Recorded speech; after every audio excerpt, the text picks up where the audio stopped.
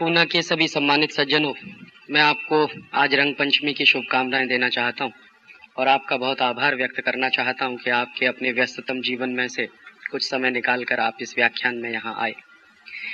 मैं यहाँ के चार्टर्ड अकाउंटेंट्स का जो एसोसिएशन है उसका बहुत आभारी हूँ कि उन्होंने मेरा ये व्याख्यान आयोजित किया।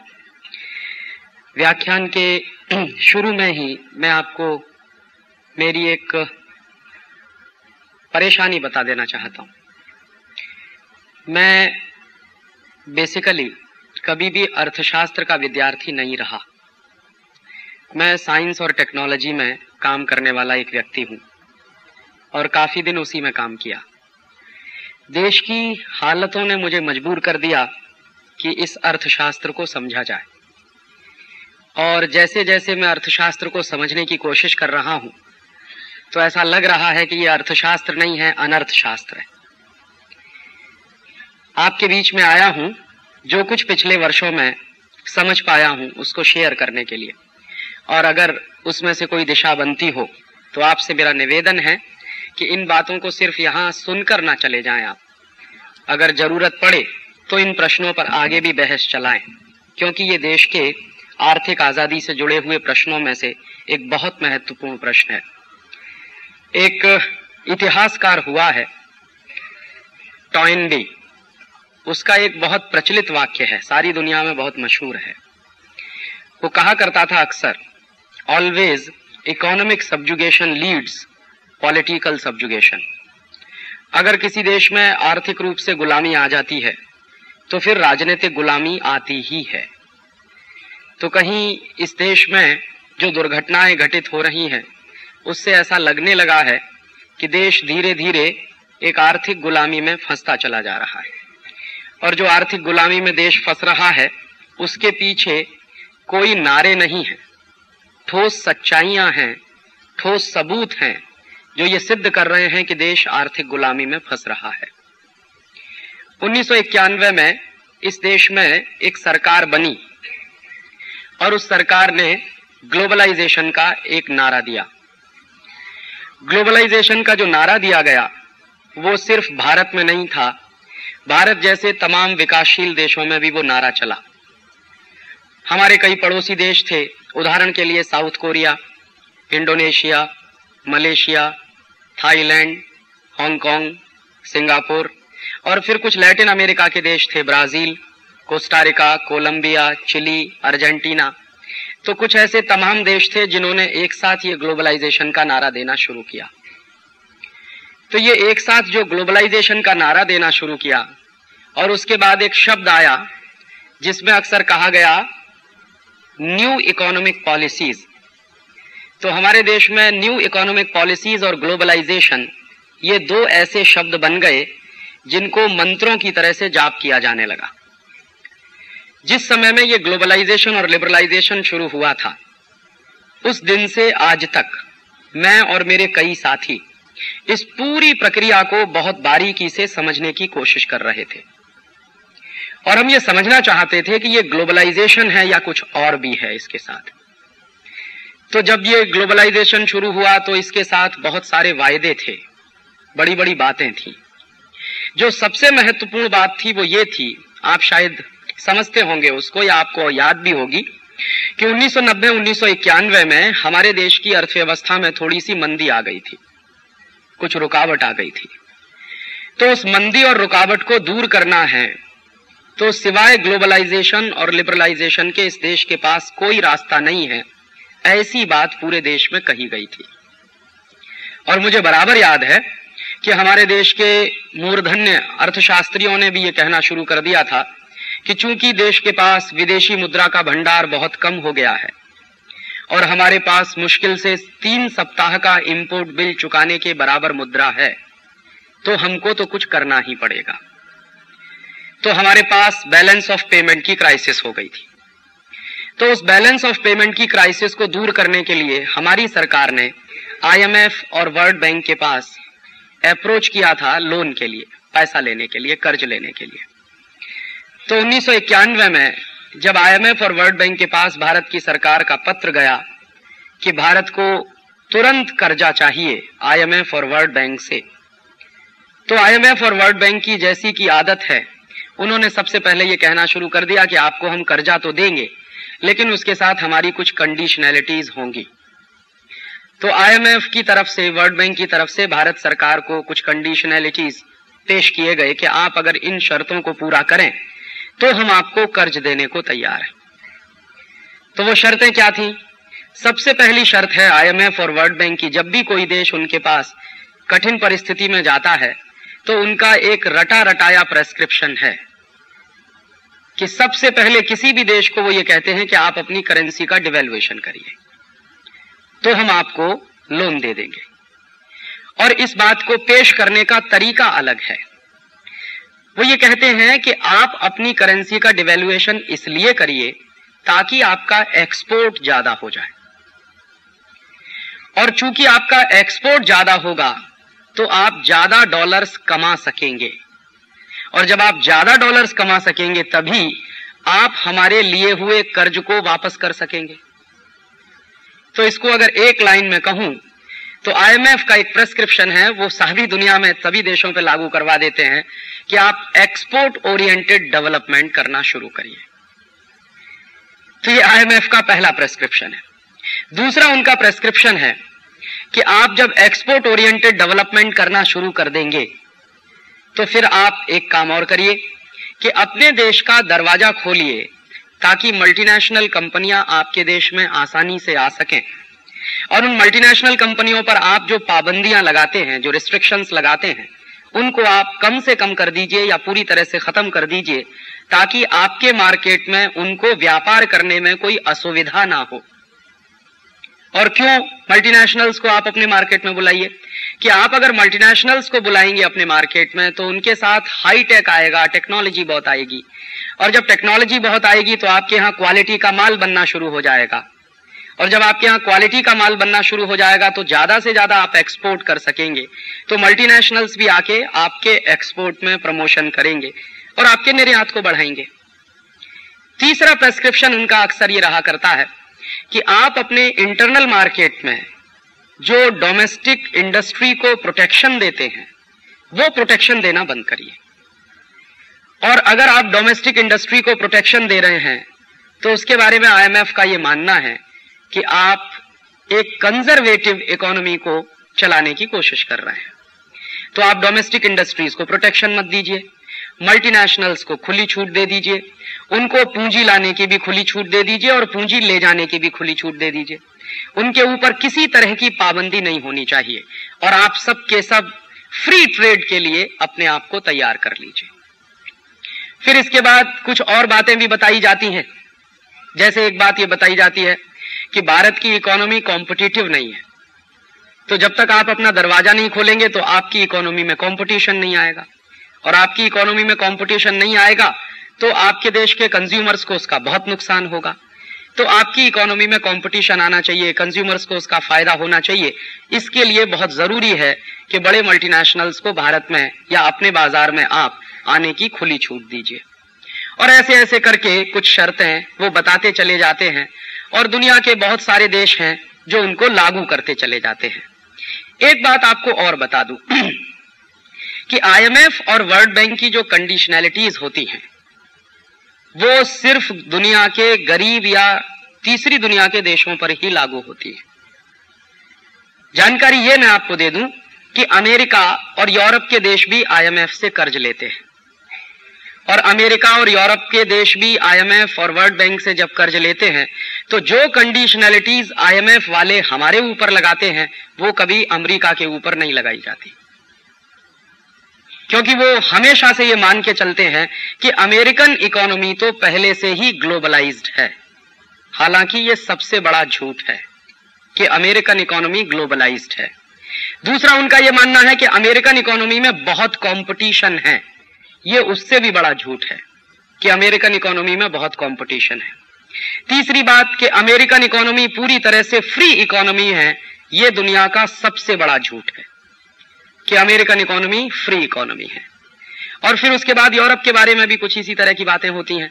तो मेरे मन में अक्सर ये प्रश्न उठता रहा है कि जब वर्ल्ड बैंक और आईएमएफ से अमेरिका भी कर्ज लेता है, यूरोप के देश भी कर्ज लेते हैं, तो उनके ऊपर कंडीशनलिटीज नहीं लगाई जाती, और हमारे जैसे देश जब उनसे कर्ज लेने के लिए जाते हैं तो उनके ऊपर तत्काल कंडीशनैलिटीज लागू कर दी जाती है। तो एक बार मन में आया कि ये वर्ल्ड बैंक और आईएमएफ की व्यवस्था जो चलती है इसके बारे में समझना चाहिए कि ऐसी कौन सी खास बात है कि वो यूरोप और अमेरिकन ब्लॉक पर कभी कोई कंडीशन नहीं लगाते, अमेरिकन और यूरोपियन ब्लॉक के लिए कभी भी वो शर्तें नहीं लगाते जो दूसरी दुनिया के, तीसरी दुनिया के देशों पर वो लगाते हैं। तो उसका इतिहास बिल्कुल स्पष्ट ये बताता है कि ये बना कैसे वर्ल्ड बैंक और IMF. Actually second world war में यूरोप और अमेरिकन इकोनॉमी तबाह हो गई थी। यूरोप को ज्यादा नुकसान हुआ था, अमेरिका को कुछ कम नुकसान हुआ था। तो यूरोप और अमेरिका की इकोनॉमी जब सेकेंड वर्ल्ड वॉर में पूरी तरह से तबाह हुई तो उस इकोनॉमी को फिर से खड़ा करने के लिए दो इंस्टीट्यूट का जन्म हुआ वर्ल्ड बैंक और आईएमएफ के नाम पे। ब्रेटन वुड नाम की एक जगह है अमेरिका में, एक गांव जैसा है, अभी थोड़ा बड़ा शहर हो गया है। वहां पर एक एग्रीमेंट हुआ था जिसमें 44 देशों के प्रधानमंत्री और राष्ट्रपति शामिल हुए थे। उन लोगों ने एक एग्रीमेंट किया था जिसका नाम है ब्रेटन वुड्स एग्रीमेंट। तो उस ब्रेटन वुड्स एग्रीमेंट के आधार पर आईएमएफ और वर्ल्ड बैंक का जन्म हुआ सेकेंड वर्ल्ड वॉर के बाद। तो जब से ये आईएमएफ और वर्ल्ड बैंक का जन्म हुआ है तब से वहां एक पॉलिसी चलती है। पॉलिसी ये चलती है कि आईएमएफ और वर्ल्ड बैंक में जो मेंबर कंट्रीज हैं वहां बिल्कुल डेमोक्रेसी नहीं है। वन मेंबर वन वोट कभी नहीं होता आईएमएफ में और ना वर्ल्ड बैंक में होता है। वहां अमेरिका के पास सबसे ज्यादा वोट्स हैं और अमेरिका का जो वोटिंग शेयर है आईएमएफ में और वर्ल्ड बैंक में भी वो करीब 20% है। माने अमेरिका अगर एक वोट डालता है तो उसकी जो कीमत है, अगर कुल वोट की कीमत 100 रुपया मानी जाए तो अमेरिका के वोट की कीमत 20 रुपए के बराबर होती है। बाकी 80 रुपए की कीमत में सारी दुनिया के देश हैं और उन देशों की संख्या लगभग 117 है। तो आईएमएफ और वर्ल्ड बैंक में कभी भी डेमोक्रेसी आया नहीं पाई है और आने वाली भी नहीं है, क्योंकि वो हमेशा से स्ट्रक्चर वैसा ही बनाकर रखना चाहते हैं। तो ये जो वर्ल्ड बैंक बना था वो इस बात के लिए बना था कि दुनिया के तमाम देशों को युद्ध के बाद, सेकेंड वर्ल्ड वॉर के बाद बहुत शॉर्ट टर्म के लोन की जरूरत पड़े, तात्कालिक कोई पेमेंट की जरूरत पड़े, बैलेंस ऑफ पेमेंट की क्राइसिस हो जाए तो आईएमएफ उसके लिए कर्ज बांटेगा, और किसी देश को अपने इंफ्रास्ट्रक्चर के डेवलपमेंट के लिए लोन की जरूरत पड़े तो वर्ल्ड बैंक उसको बांटेगा। तो इस तरह से ये बंटवारा हुआ था। लेकिन इसमें एक बहुत महत्वपूर्ण बात है जो मुझे इन दोनों संस्थाओं के अध्ययन करने के बाद पता चली, जो सामान्य लोगों को मालूम नहीं होती। आईएमएफ और वर्ल्ड बैंक ट्विन इंस्टीट्यूट्स हैं, जुड़वा कह सकते हैं एक दूसरे का। और इसमें होता क्या है कि अगर कोई देश वर्ल्ड बैंक से कर्जा लेने के लिए जाए तो वर्ल्ड बैंक की तरफ से यह कहा जाता है कि आप आईएमएफ की कंडीशनैलिटीज को पूरा करिए, और इसी तरह से कोई देश अगर आईएमएफ के पास कर्ज लेने के लिए जाए तो वो कहते हैं कि आप वर्ल्ड बैंक की कंडीशनैलिटीज को पूरा करिए। माने क्रॉस कंडीशनैलिटीज का सिस्टम चलता है इन दोनों में। और उसमें होता क्या है, परोक्ष रूप से वो दोनों अपनी कंडीशनैलिटीज लागू करवा देते हैं इन गरीब देशों के ऊपर। और मैं कहना यह चाहता हूं कि वर्ल्ड बैंक और आईएमएफ की तरफ से दी गई कंडीशनैलिटीज या उनकी तरफ से दिए गए प्रेस्क्रिप्शन कभी रिफॉर्म्स नहीं हो सकते। ये रिफॉर्म शब्द का अपमान है। ये वर्ल्ड बैंक और आईएमएफ बने ही हैं अमेरिकन और यूरोपियन ब्लॉक की हेजेमनी को बनाए रखने के लिए। हमारे यहां क्या गलती हुई पिछले 7 वर्षों में? हमारे यहां प्रेस ने, खासकर अंग्रेजी प्रेस ने, आईएमएफ और वर्ल्ड बैंक के प्रेस्क्रिप्शन को रिफॉर्म्स के नाम पर प्रचारित करना शुरू कर दिया और आईएमएफ और वर्ल्ड बैंक की कंडीशनैलिटीज को ग्लोबलाइजेशन के रूप में प्रचारित करना शुरू कर दिया। ग्लोबलाइजेशन एक बहुत बड़ा व्यापक शब्द है और आईएमएफ और वर्ल्ड बैंक की कंडीशनैलिटीज एक बहुत छोटा शब्द है। तो हमसे जो गलती हुई है पिछले 7 वर्षों में, खासकर इस देश के इंटेलेक्चुअल क्लास से, वो सबसे बड़ी गलती यही हुई कि आईएमएफ और वर्ल्ड बैंक की कंडीशनैलिटीज को हमारे देश ने रिफॉर्म्स मानने की बड़ी भारी भूल की और आईएमएफ और वर्ल्ड बैंक की कंडीशनैलिटीज को हमारे देश में न्यू इकोनॉमिक पॉलिसीज के रूप में प्रचारित किया गया। उसमें सरकार की हिस्सेदारी तो है ही, सरकार से ज्यादा इस देश के मीडिया की यह जिम्मेदारी थी। इस देश के लोगों को साफ साफ बताना चाहिए था कि ये जो कुछ भारत में हो रहा है वो विश्व बैंक और मुद्रा कोष की शर्तों के अनुसार हो रहा है, उसमें भारत सरकार अपनी खुशी से शामिल है, इस पे शक था। तो हमारे यहाँ 1991 में ये जो कुछ शुरू किया गया वो दुनिया के और भी कई देशों में शुरू किया गया, जैसा मैंने आपको उदाहरण दिया, साउथ कोरिया, इंडोनेशिया, मलेशिया वगैरह वगैरह। और ये जो south Korea, Indonesia, Malaysia type के देश थे, इन्होंने जो IMF, वर्ल्ड बैंक की कंडीशनैलिटीज थी उनको ज्यादा तेजी के साथ और ज्यादा ईमानदारी के साथ लागू करना शुरू कर दिया।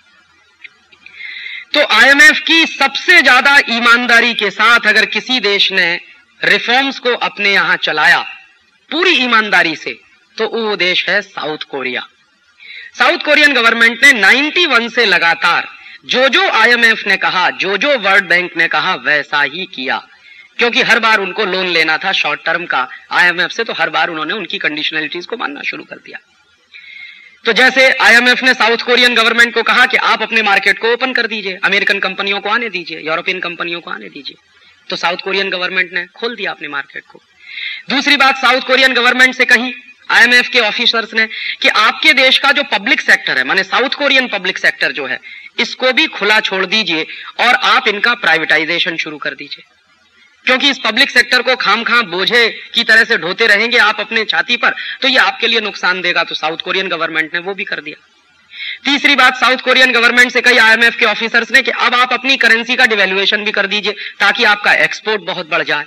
तो साउथ कोरियन गवर्नमेंट ने वो भी कर दिया, डिवैल्यूएशन भी कर दिया उनकी अपनी करेंसी का। तो कुछ 1-2 साल उनका एक्सपोर्ट भी काफी तेजी से होने लगा। फिर चौथी बात उन्होंने ये कहना शुरू किया कि आपके अपने मार्केट में जो डोमेस्टिक इंडस्ट्रीज हैं साउथ कोरिया की, उनके ऊपर जो आपने प्रोटेक्शन दे रखे हैं, उन प्रोटेक्शंस को विड्रॉ कर लीजिए, ताकि south Korean industries American industries के साथ कंपटीशन में आ सकें। और कंपटीशन जब आएंगी साउथ कोरियन इंडस्ट्रीज, तो अमेरिकन कंपनियों से ताकतवर मुकाबला होगा, तो उनकी क्वालिटीज इंप्रूव होंगी वगैरह वगैरह। उन्होंने वो भी कर दिया। फिर उसके बाद उन्होंने कहा कि आप अपने फाइनेंशियल मार्केट को खोल दीजिए। तो साउथ कोरियन गवर्नमेंट ने सियोल का जो स्टॉक एक्सचेंज है वो पूरी तरह से खोलकर अमेरिकी लोगों के हाथ में दे दिया कि ले लीजिए, आप चलाइए, हमने इतना खोल दिया पूरे मार्केट को। फिर उसके बाद उन्होंने एक और बात कही कि साउथ कोरिया में बहुत पहले से डोमेस्टिक इंडस्ट्री को प्रोटेक्ट करने के लिए एंटी डंपिंग हुआ करते थे। तो साउथ कोरियन गवर्नमेंट को कहा IMF के ऑफिसर्स ने कि अब आप अपने एंटी डंपिंग लॉज भी विड्रॉ कर लीजिए। साउथ कोरियन गवर्नमेंट ने वो भी कर लिया।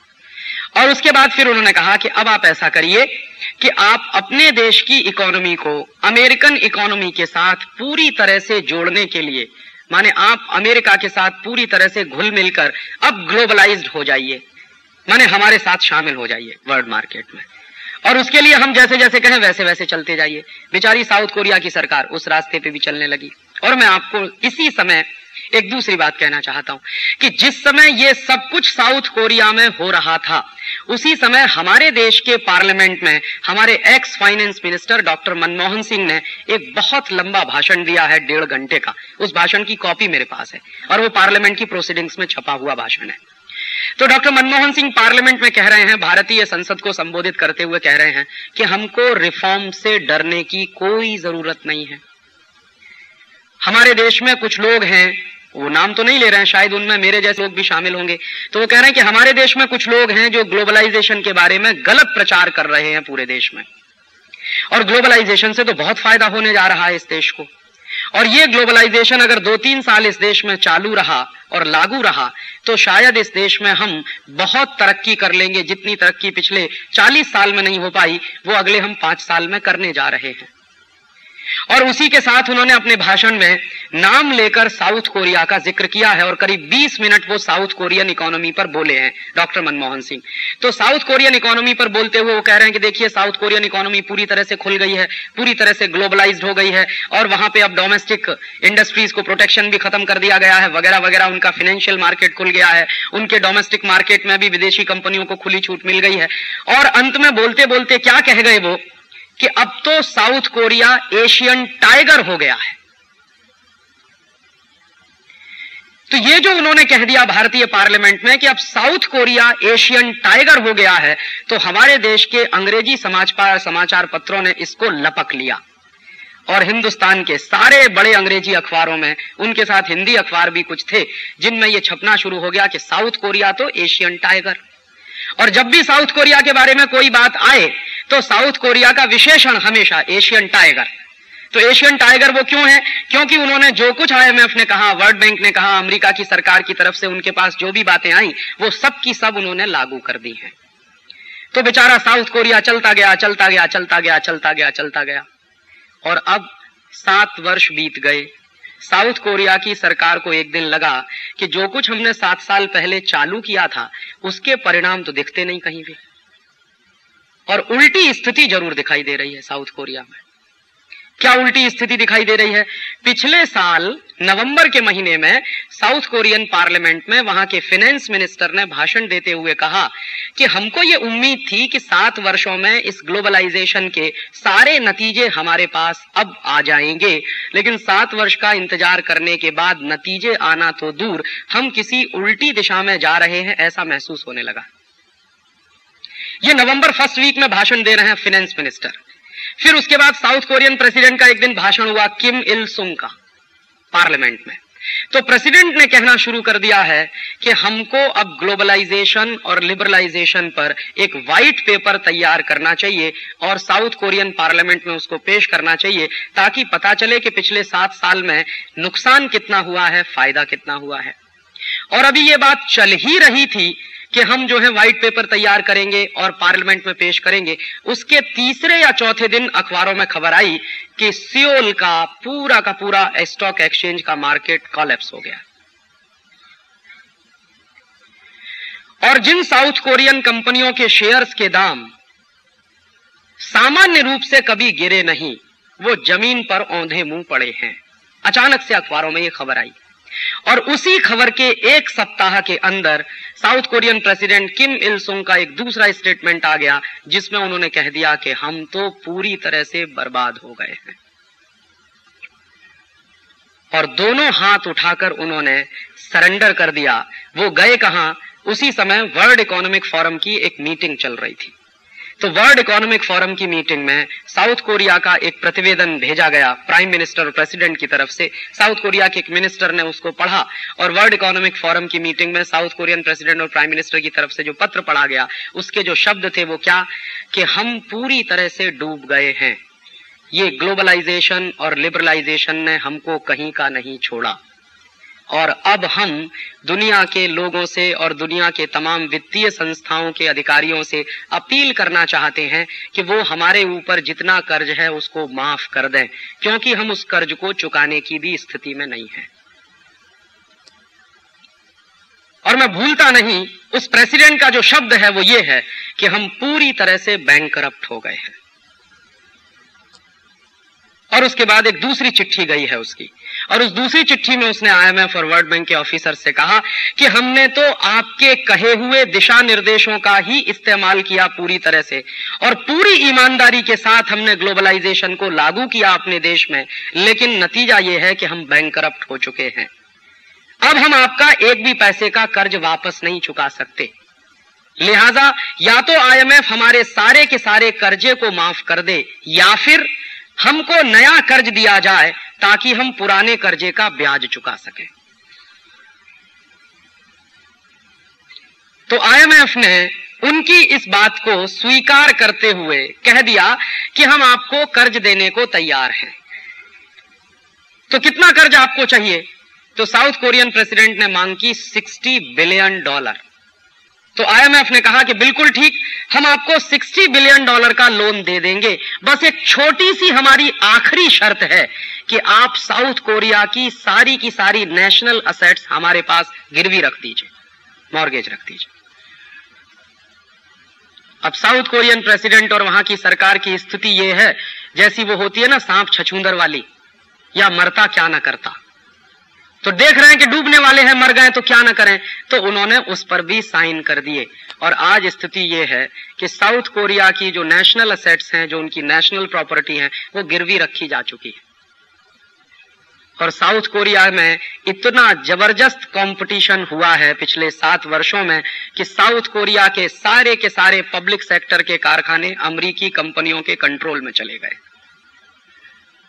कंपटीशन के नाम पर वहां सिवाय मोनोपोली के कुछ हुआ नहीं है। एक उदाहरण से समझिए कि आज से 7-8 वर्ष पहले तक साउथ कोरिया की सबसे बड़ी कार बनाने वाली कंपनी, जिसका नाम है हुंडई मोटर्स, जिसके ऊपर साउथ कोरिया के लोगों को भी गर्व था, वहां की सरकार को भी गर्व था, वो हुंडई मोटर्स अब पूरी तरह से अमेरिकन कंट्रोल में है इस समय। और हुंडई मोटर्स पर जब पूरी तरह से अमेरिकन कंट्रोल एस्टेब्लिश हुआ तो अमेरिकन कंपनी जनरल मोटर्स ने उसको टेक ओवर करने के बाद जो सबसे पहला काम किया वो ये कि हुंडई मोटर्स में जितने साउथ कोरियन वर्कर्स काम करते थे उनको रिट्रेंच कर दिया और सड़क पे खड़ा कर दिया। साउथ कोरिया में इस समय करीब करीब 70 लाख वर्कर्स पूरी तरह से बेरोजगार हो गए। ये हुंडई मोटर्स तो उसका एक एग्जाम्पल है। ऐसी 100 से ज्यादा बड़ी कंपनियां साउथ कोरिया की अमेरिका के कंट्रोल में जा चुकी हैं पिछले 7 वर्ष के ग्लोबलाइजेशन में। उनका ट्रेड डेफिसिट इतना अधिक बढ़ गया है क्योंकि करेंसी का डिवेल्युएशन करने का जो उन्होंने काम शुरू किया था उसके दुष्परिणाम बड़े भयंकर निकले। और अंत में नतीजा क्या निकला है? अंत में नतीजा ये निकला है कि प्रेसिडेंट ने कह दिया है कि ये ग्लोबलाइजेशन नहीं हुआ है, इकोनॉमिक रिकॉलोनाइजेशन हो गया है साउथ कोरिया का। मेरे मन में तकलीफ क्या है? मेरे मन में तकलीफ यह है कि जिस साउथ कोरिया के बारे में मेरे पार्लियामेंट में एशियन टाइगर कहा गया था, जिस साउथ कोरिया के बारे में पिछले 7 साल से पानी पी पी कर कसीदे पढ़े जा रहे थे उस साउथ कोरिया के बारे में, आज साउथ कोरिया जब कोलैप्स हो गया है तो ना तो डॉक्टर मनमोहन सिंह का कोई स्टेटमेंट आया है, ना पी चिदंबरम का कोई स्टेटमेंट आया। क्यों? इनको डर लग रहा है कि साउथ कोरिया जिस रास्ते पर चला था वहां चल के डूबा है। अब अगर हमने कुछ कहना शुरू किया तो इस देश के सामने हमारी भी पोल पट्टी खुल जाएगी, क्योंकि हमने भी रास्ता तो वही पकड़ा है जो साउथ कोरियन गवर्नमेंट ने पकड़ा था 1991 में। और मैं इंतजार कर रहा हूं। साउथ कोरिया जब कोलैप्स हुआ उसके बाद लगातार 15 दिन मैंने हर अखबार पढ़ा, देखें हिंदुस्तान के फाइनेंस मिनिस्टर क्या कहते हैं, देखें हिंदुस्तान के एक्स फाइनेंस मिनिस्टर क्या कहते हैं, देखें हिंदुस्तान के वो तमाम अर्थशास्त्री क्या कहते हैं जिन्होंने हिंदुस्तान में ढोल पीट पीट कर ग्लोबलाइजेशन का समर्थन किया था, और देखें हिंदुस्तान के वो बड़े इंस्टीट्यूट क्या कहते हैं जो इस देश में उद्योगपतियों की सुरक्षा का दावा करने वाले इंस्टीट्यूट हैं, वो क्या कहते हैं साउथ कोरिया के बारे में। आज तक किसी ने मुंह नहीं खोला है। एसोचैम में मैं गया, मैंने पूछा कि क्यों नहीं बोलते इस पर। कहने लगे राजीव भाई किस मुंह से बोलें। फिक्की के लोगों को कहा कि आप क्यों नहीं बोलते इस पर, तो कहने लगे किस मुंह से बोलें, हम ही तो थे जो ढोल पीट पीट के कह रहे थे कि ग्लोबलाइजेशन हिंदुस्तान में स्वर्ग ले आएगा। अब हम कैसे कहें इस बात को। और अब साउथ कोरियन फाइनेंस मिनिस्टर के स्टेटमेंट को मैं कोट करना चाहता हूं। उनका यह कहना है कि पिछले 7 साल में जो बर्बादी हो गई है हमारी अर्थव्यवस्था की, इस बर्बादी को अगर हम ठीक करें और अपने देश को फिर से खड़ा करने की कोशिश करें तो हमको कम से कम 20 साल लग जाएंगे।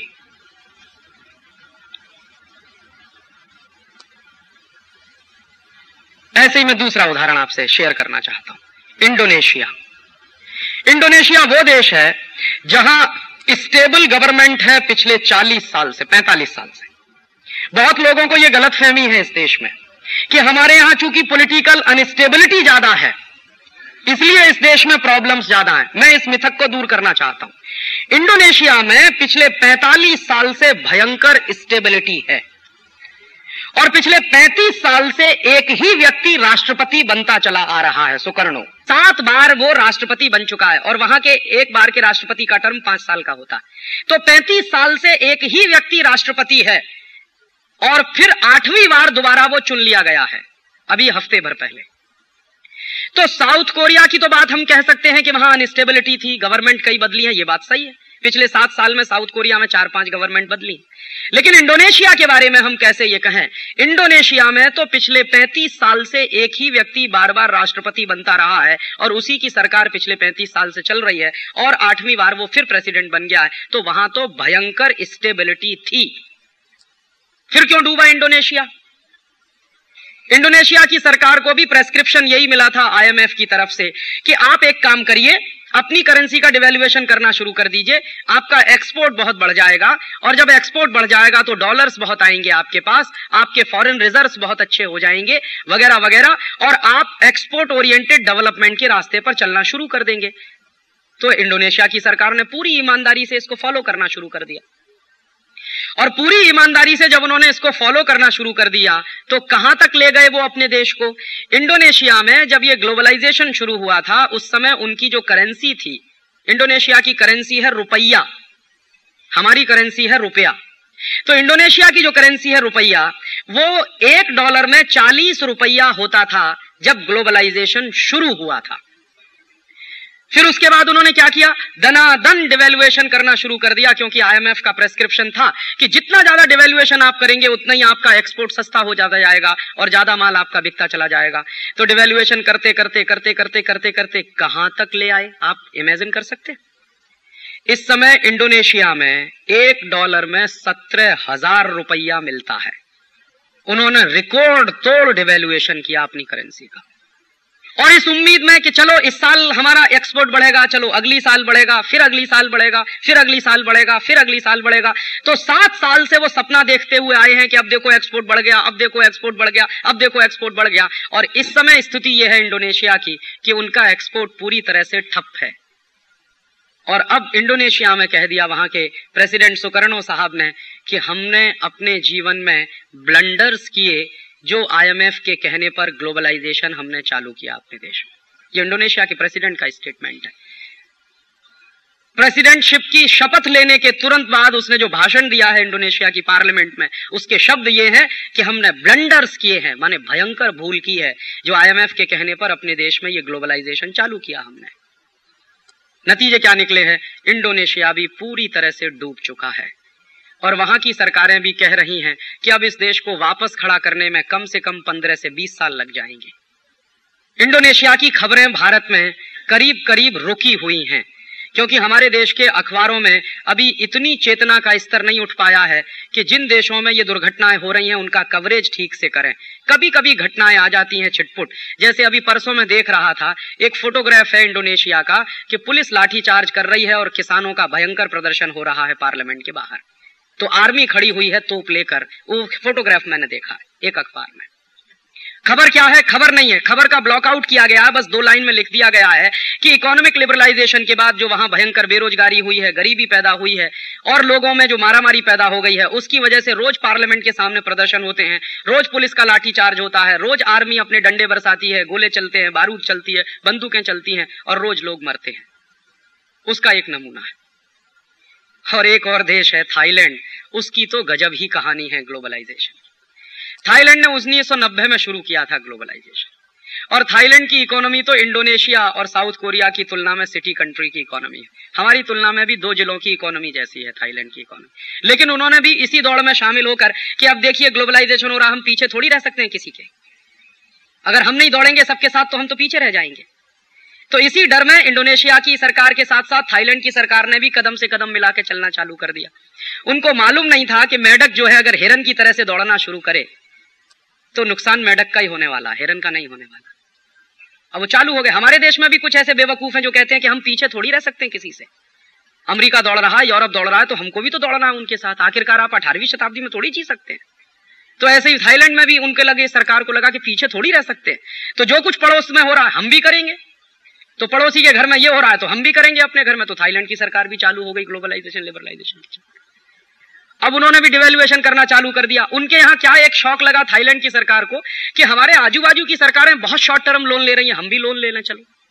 तो उन्होंने भी चालू कर दिया लोन लेना, और ऐसा लगा बीच के 3-4 साल के थाईलैंड में जो जितना ज्यादा लोन ले आए वही सबसे बड़ा फाइनेंस मिनिस्टर वहां पे।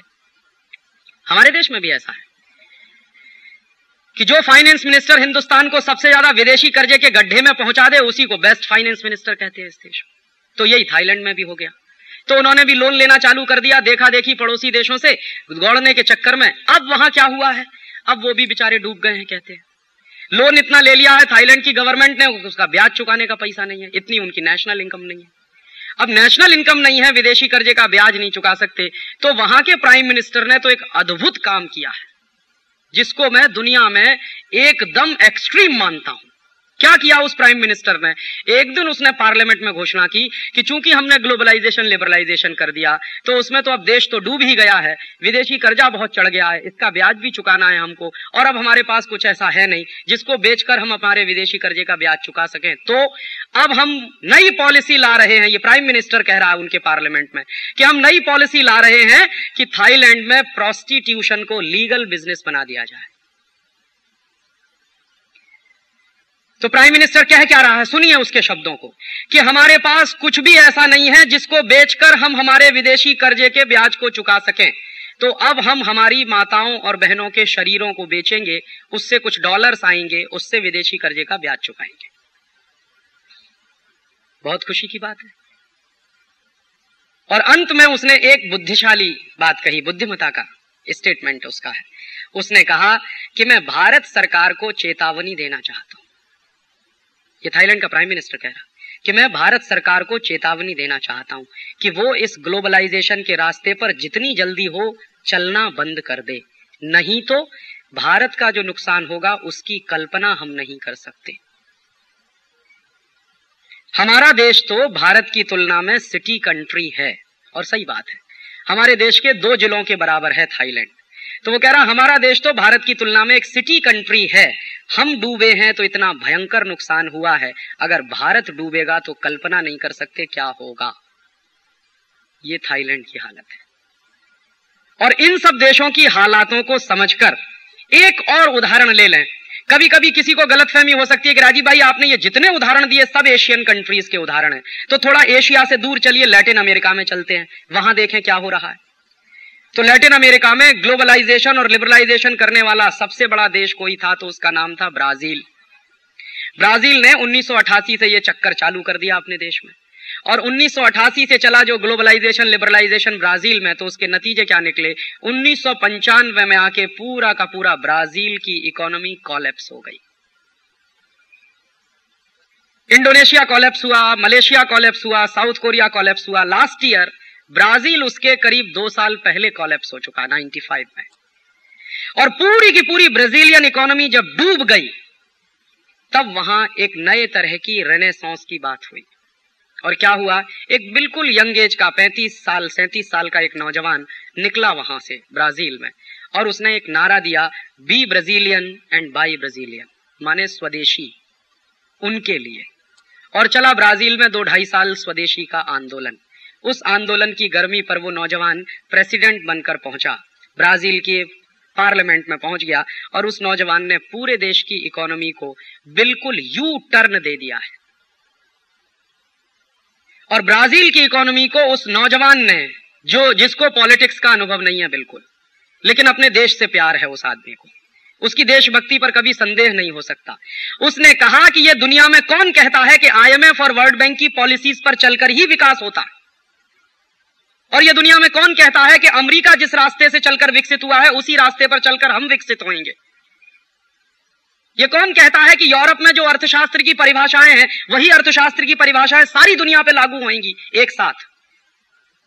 यूरोप की जो परिस्थितियां हैं, अमेरिका की जो परिस्थितियां हैं, वो थर्ड वर्ल्ड कंट्रीज से बिल्कुल फर्क है। तो उसकी जो इंटेलिजेंसी है उसको मैं प्रणाम करता हूं, उस आदमी की इंटेलिजेंसी की मैं दाद देता हूं। उसने ये कहा मालूम है तो मुझे मेरे देश की परिस्थितियों के अनुसार अपनी पॉलिसीज बनानी पड़ेंगी, और उसने बिल्कुल यू टर्न दिया। और आईएमएफ वर्ल्ड बैंक वालों को उसने एक दिन ललकार के कहा, इस बात को हमारे देश में दबाया गया है, इस देश के अर्थशास्त्री भी इस पर बोलते नहीं है। हमारे यहाँ कई लोग कहते हैं कि ये कैसे संभव है, लेकिन उसने कह दिया और करके दिखाया। उसने क्या किया कि आईएमएफ और वर्ल्ड बैंक से जितना कर्ज लिया था ब्राजील में पुरानी सरकारों ने, उसका उसने हिसाब लगाया, और हिसाब जब उसने लगाया तो उसको पता चला कि जितना कर्जा उसकी पुरानी सरकारों ने लिया है उसका 3 गुना तो उसने चुका दिया है। तो उसने ताल ठोक के सबसे पहली बार वर्ल्ड इकोनॉमिक फोरम में कहा कि मैं 1 पैसा वापस करने वाला नहीं वर्ल्ड बैंक और आईएमएफ का, किसी को कुछ करना है तो कर ले। बहुत टीका हुई सारी दुनिया में, और बहुत बड़े अर्थशास्त्री हैं जो प्रो अमेरिकन और प्रो यूरोपियन लॉबी के अर्थशास्त्री हैं, जिनके स्कूल ऑफ थॉट्स में वही बातें चलती हैं जो हार्वर्ड स्कूल में चलती हैं, लंदन स्कूल ऑफ इकोनॉमिक्स में चला करती हैं। उन्होंने आलोचना करना शुरू किया कि अरे ये कैसे हो सकता है, आपने जो कर्ज लिया है, आपकी वो लायबिलिटीज है, आप उसको चुकाएंगे नहीं तो आप तो बहुत गलत काम कर रहे हैं, गलत परंपरा डाल रहे हैं। उसने दो टूक बात कहना शुरू किया कि मैंने जितना कर्ज लिया है उससे 3 गुना ज्यादा मैंने चुका दिया है, इसलिए मेरा कर्ज तुम्हारे ऊपर है, वो वापस करो पहले मुझे। और घोषित रूप से उसने कह दिया कि अमेरिका में अगर दम है तो ब्राजील पर आक्रमण करके देख ले, क्योंकि ब्राजील अमेरिका के बिल्कुल नजदीक है। और दूसरा काम उसने क्या किया, एक एक करके अमेरिकन कंपनियों को बिना मुआवजा दिए, बिना कंपेंसेशन दिए मार मार के भगाना शुरू किया अपने मार्केट से। पेप्सी कोला भागा वहां से, कोका कोला भागा वहां से, कॉपर कोनेकॉट कॉर्पोरेशन भागा वहां से, गुडियर भागा वहां से, जनरल मोटर्स भागा वहां से, जनरल इलेक्ट्रिक भागा वहां से। और उसने घोषणा कर रखी थी, एक युद्ध छेड़ रखा था कि अगर आप गए नहीं तो मैं आपकी संपत्ति जब्त करूंगा। 1 पॉइंट प्रोग्राम उसने चलाया और उसने कहा कि मुझे मेरे देश की अर्थव्यवस्था की बातें अब समझ में आती हैं, मुझे क्या करना है ये मुझे तय करना है। उसकी सुविधा यह थी कि उसके पास मेजोरिटी बहुत अच्छी थी पार्लियामेंट में, तो उसके पास मुश्किल नहीं थी किसी का वो विरोध खड़ा होगा। तो उसने एक एक करके वो सारी चीजें अपने देश में लागू की। और सबसे अंतिम चीज जो मैं आपको उसकी बताना चाहता हूं, आप आश्चर्य करेंगे, उसने कहा कि दुनिया में कौन तय करता है कि डॉलर रिवैल्यू होगा और मेरा करेंसी डिवैल्यू होगा? ये कौन तय करता है? मैं तय करूंगा कि मेरी करेंसी का रेट डॉलर के साथ क्या होगा। हाँ, ये उसने कहा। और उसने कहा कि मैं तय करूंगा कि मेरी करेंसी का रेट क्या होगा, ये अमेरिका थोड़ी तय करेगा कि मेरी करेंसी का रेट अमेरिकन करेंसी की तुलना में क्या होगा। तो उसने पूरी हिम्मत के साथ अपनी करेंसी का रिवैल्यूएशन करना शुरू किया। और आज आपको मैं जानकारी दे दूं कि ब्राजील की करेंसी है cruzeiro, $1 is equal to 1 cruzeiro है इस समय अंतरराष्ट्रीय बाजार में। और उसने कैलकुलेशंस भी किए।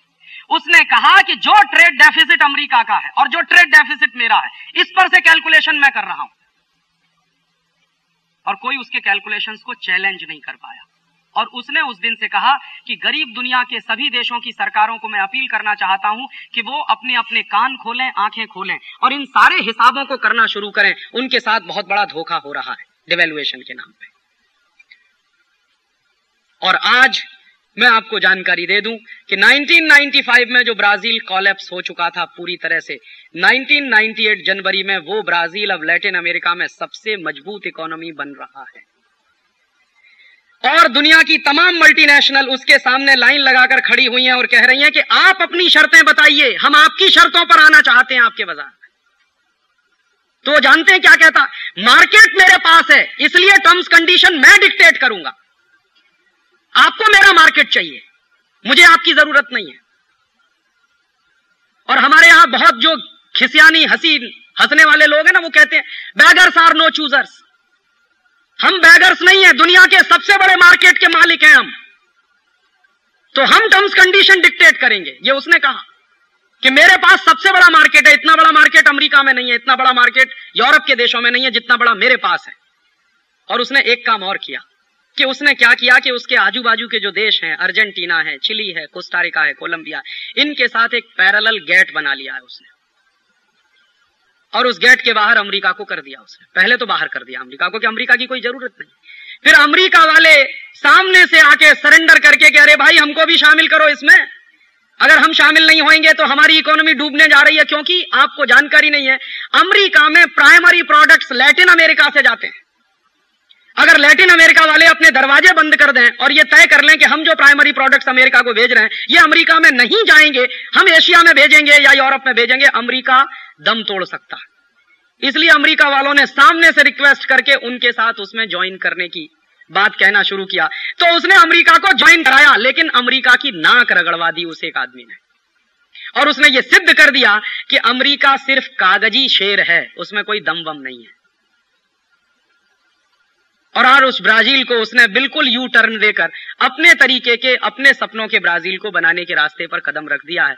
और वो इकोनॉमी जो चला रहा है, वो इकोनॉमी कुछ ऐसी खास बात नहीं है, वो स्वदेशी का बहुत स्ट्रॉन्ग सपोर्टर है। और वो कहता है कि कोई माल मेरे देश में पैदा होता है और मेरे देश की इकोनॉमी में मेरे देश के लोगों को उससे रोजगार मिलता है, तो मैं क्यों ना वो माल इस्तेमाल करूं, विदेशी माल क्यों खरीदूं अपनी मार्केट में। ये उसका एक छोटा सा सर्वमान्य प्रिंसिपल है।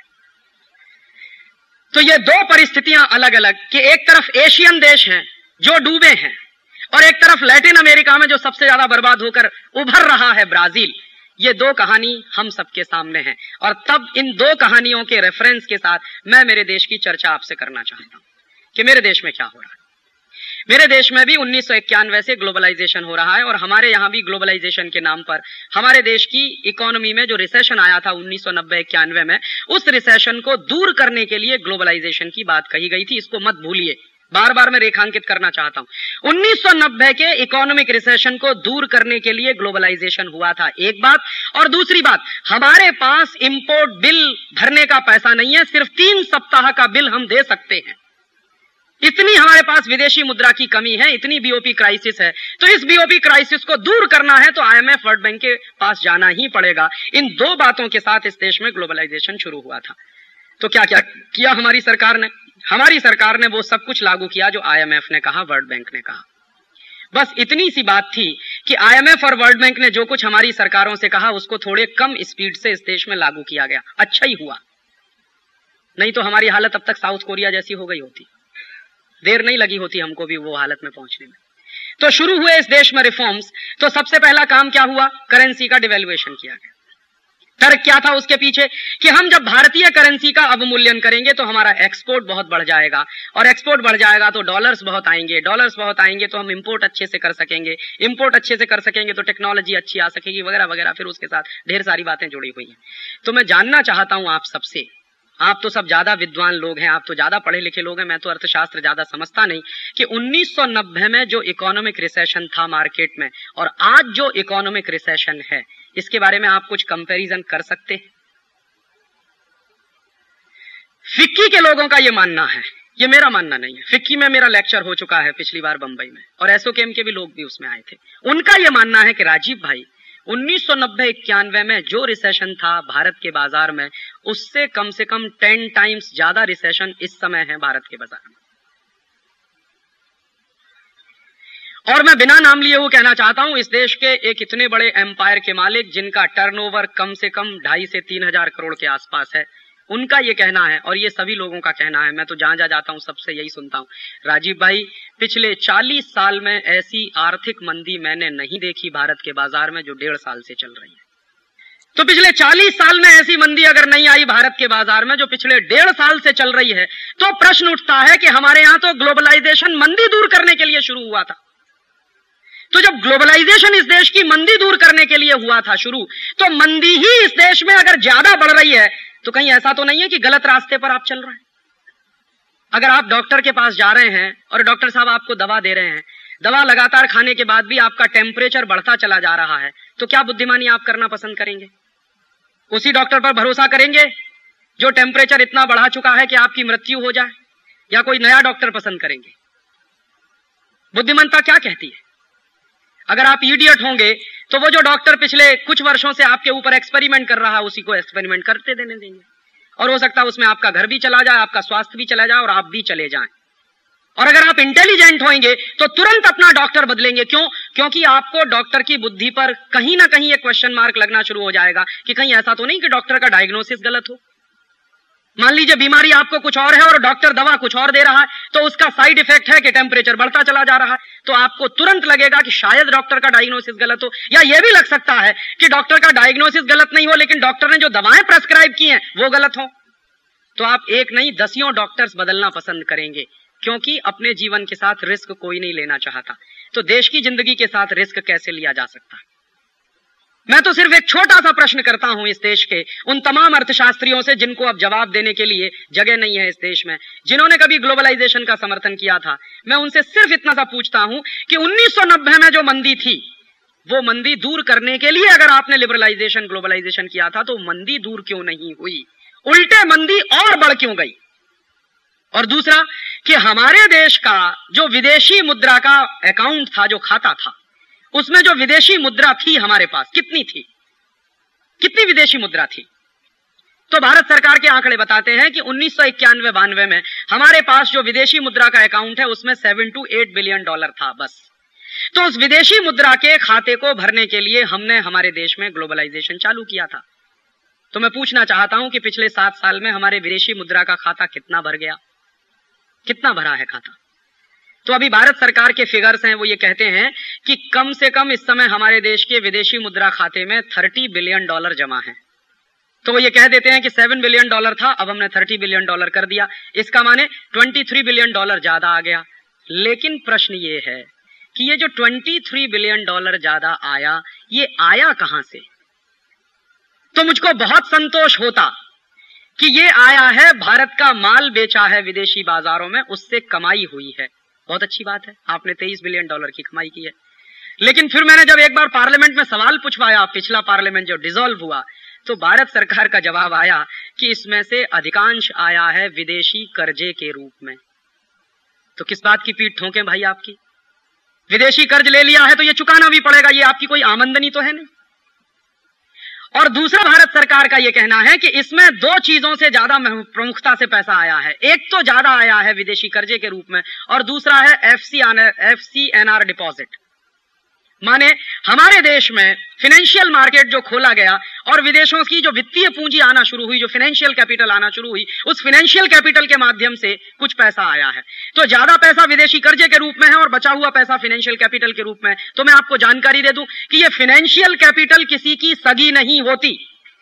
ये आज आपके मार्केट में है, कल आपके मार्केट से सिंगापुर चली जाएगी, परसों हांगकांग चली जाएगी, फिर थाईलैंड चली जाएगी, फिर टोक्यो भी चली जाएगी। ये किसी की सगी नहीं होती। फाइनेंशियल कैपिटल के बारे में बिल्कुल भरोसा नहीं किया जा सकता। और किसी भी देश के बाजार में अगर ज्यादा फाइनेंशियल कैपिटल आ गया तो इसका मतलब यह भी नहीं है कि उस देश में उत्पादकता बढ़ गई है। फाइनेंशियल कैपिटल माने सट्टा बाजारी में पूंजी ज्यादा आ गई आपके मार्केट। और अगर सट्टा बाजार में, शेयर बाजार में कुछ ज्यादा पूंजी आ गई है बाजार में, तो उससे ना तो उत्पादन बढ़ने के संकेत मिलते हैं, ना तो उससे रोजगार बढ़ने के संकेत मिलते हैं, ना उससे देश का जीडीपी बढ़ने का संकेत मिलता है, ना उससे देश का एक्सपोर्ट बढ़ने का संकेत मिलता है। वो तो जुए का लक्ष्मी है, जुए की पूंजी है। वो आज आपके पास है, कल किसी और के पास चली जाएगी। फाइनेंशियल कैपिटल तो अपना मार्केट ढूंढती रहती है, और जो आई वो जाना शुरू भी हो गई है। जिस दिन से फाइनेंशियल कैपिटल हिंदुस्तान में से जाना शुरू हुई है, उसी दिन से हिंदुस्तान का शेयर बाजार जमीन पर धराशायी है। एक महीने में कितनी फाइनेंशियल कैपिटल भारत से जा रही है? नवंबर के महीने में बॉम्बे स्टॉक एक्सचेंज के आंकड़े बताते हैं, नवंबर 1997 में 500 करोड़ की फाइनेंशियल कैपिटल यहां से गई है एक ही महीने में। कैपिटल 2 तरह की होती है, एक तो जिसको मैं असली कैपिटल मानता हूं और एक उसको नकली कैपिटल। ये फाइनेंशियल कैपिटल वो नकली कैपिटल है, जिससे देश का ना तो उत्पादन बढ़ता है, ना देश में रोजगार बढ़ता है, ना देश का जीडीपी बढ़ता है, कुछ भी फायदा नहीं होता। और असली कैपिटल होता है तो शायद उससे देश का कुछ फायदा होता है। तो असली कैपिटल का हुआ क्या? मैं अपनी बात नहीं कह रहा, 3 दिन पहले का नवभारत टाइम्स आप उठा के देख लीजिए, आज से ठीक 3 दिन पहले का। तो उसमें भारत सरकार के उद्योग मंत्रालय की तरफ से एक विज्ञप्ति छपी है। क्या विज्ञप्ति छपी है? उसमें उद्योग मंत्रालय कह रहा है कि पिछले 7 साल में हमने जितने एग्रीमेंट साइन किए विदेशी पूंजी भारत में लाने के, उसमें से सिर्फ 1/4 विदेशी पूंजी आई है। माने जितने प्रपोजल सैंक्शन हुए हैं पिछले 7 वर्षों में फॉरेन इन्वेस्टमेंट के, उन प्रपोजल्स में 25% प्रपोजल्स एक्चुअल इन्वेस्टमेंट में कन्वर्ट हो पाए हैं। पूंजी आई कहां है फिर मार्केट? आपने तो ढोल पीटा था कि पूंजी लेके आएंगे इस देश में, पूंजी क्यों नहीं आई आपके पास? और सच्चाई यह है कि जब इस देश में ढोल पीटा जा रहा था कि विदेशी पूंजी आएगी, विदेशी पूंजी आएगी, विदेशी पूंजी आएगी, और यह तर्क दिया जाता था, हमारे देश में कुछ अर्थशास्त्री यह तर्क भी देते हैं कि बाहर से इन्वेस्टमेंट के रूप में पूंजी आए वो ज्यादा अच्छा है बनिस्बत कर्जे में ली गई पूंजी के। तो उसका तर्क कहां जाता है? तर्क वहां तक जाता है कि हमने अगर कर्जे के रूप में पूंजी ले ली है बाहर से, तो उस पर जो इंटरेस्ट पेमेंट देना पड़ता है वो ज्यादा होता है बनिस्बत बाहर से आई हुई पूंजी पर लाभांश देने के। माने विदेशों से पूंजी आए, उस पर अगर डिविडेंड देना पड़े तो वो कम है बनिस्बत उसके कि बाहर से पूंजी आए और उस पर इंटरेस्ट पेमेंट देना पड़े। तो हिसाब लगा लीजिए, विदेशी पूंजी आई जिस पर लाभांश देना है वो सिर्फ 24%। तो क्या हुआ? इसका माने बाकी 75% कहां से आई? तो बाकी 75% आई है कर्जे के रूप में। ये सरकार खुद कह रही है, मैं नहीं कह रहा। 3 दिन पहले का नवभारत टाइम्स ये खबर दे रहा है। तो इसका माने ग्लोबलाइजेशन हैज फेल्ड 100%, क्योंकि जिन 2 बड़े उद्देश्यों के लिए आपने ग्लोबलाइजेशन किया वो दोनों उद्देश्य पूरे नहीं हुए आपके।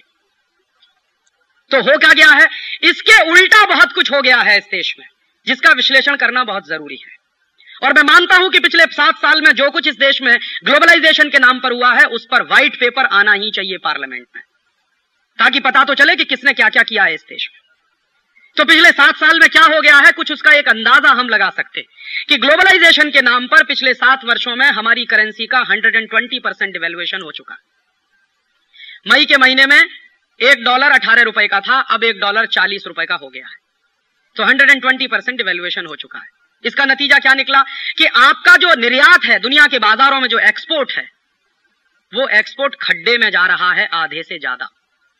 मतलब क्या है इसका कि पहले जब आप दुनिया के बाजार में $1 कमाने के लिए माल बेचते थे तो आपको 18 रुपए का माल बेचना पड़ता था। अब उसी $1 को कमाने के लिए जब आप माल बेचते हैं तो आपको 40 रुपए का माल बेचना पड़ता है। डॉलर तो एक ही आ रहा है ना, माल आपका 40 रुपए का जा रहा है। 1991 में उसी $1 की कमाई करने के लिए हमको 18 रुपए का माल बेचना पड़ता था। आज उसी $1 की कमाई करने के लिए हमको 40 रुपए का माल बेचना पड़ता है। बात बहुत स्पष्ट है कि 60% सामान हमारा खड्डे में जा रहा है, माने हम मुफ्त में दे रहे हैं, उसमें से कुछ आ नहीं रहा। और एक दूसरा नुकसान क्या हुआ कि बाहर से जो हम इंपोर्ट किया करते थे वो इंपोर्ट का बिल बढ़ गया है। पहले हम अगर $1 का तेल खरीदते थे, डीजल खरीदते थे, तो उसके लिए 18 रुपया खर्च करना पड़ता था। अब वही $1 का डीजल और पेट्रोल खरीदने के लिए हमको 40 रुपया खर्च करना पड़ता है। निश्चित रूप से ऑयल पूल अकाउंट का डेफिसिट बढ़ा है पिछले 7 साल में, और सरकार खुद कहती है कि इस देश में पिछले 7 साल में ऑयल पूल अकाउंट का डेफिसिट लगभग 20,000 करोड़ के आसपास पहुंचा। तो नुकसान सबसे बड़ा आपका क्या हुआ कि एक्सपोर्ट तो आपका बढ़ा नहीं, शायद वॉल्यूम ऑफ एक्सपोर्ट बढ़ गया। इस तकनीकी बात को समझिए, पार्लियामेंट में कितना बड़ा झूठ बोला गया इन 2 व्यक्तियों के द्वारा, मनमोहन सिंह और चिदंबरम के द्वारा। ये पिछले 7 साल से दोनों लोग पार्लियामेंट को गुमराह करते रहे हैं, और मैं मानता हूं कि इनके ऊपर केस चलना चाहिए। क्या गुमराह किया इन्होंने 7 साल से पार्लियामेंट में कि हमारे एक्सपोर्ट्स बढ़ रहे हैं। जब भी सवाल आया पार्लियामेंट में, मेरे जैसे लोगों ने 3-3 बार सवाल पूछवाया कि एक्सपोर्ट की स्थिति क्या है, तो हमेशा इन्होंने कहा कि एक्सपोर्ट्स बढ़ रहे हैं, एक्सपोर्ट्स बढ़ रहे हैं, एक्सपोर्ट्स बढ़ रहे हैं। तो आंकड़े क्या देते थे कि पिछले साल हमने इतने टन एक्सपोर्ट किया, इस साल इतना ज्यादा। और इन दोनों लोगों को इस देश के लोग सामान्य रूप से बड़ा भारी अर्थशास्त्री बताते।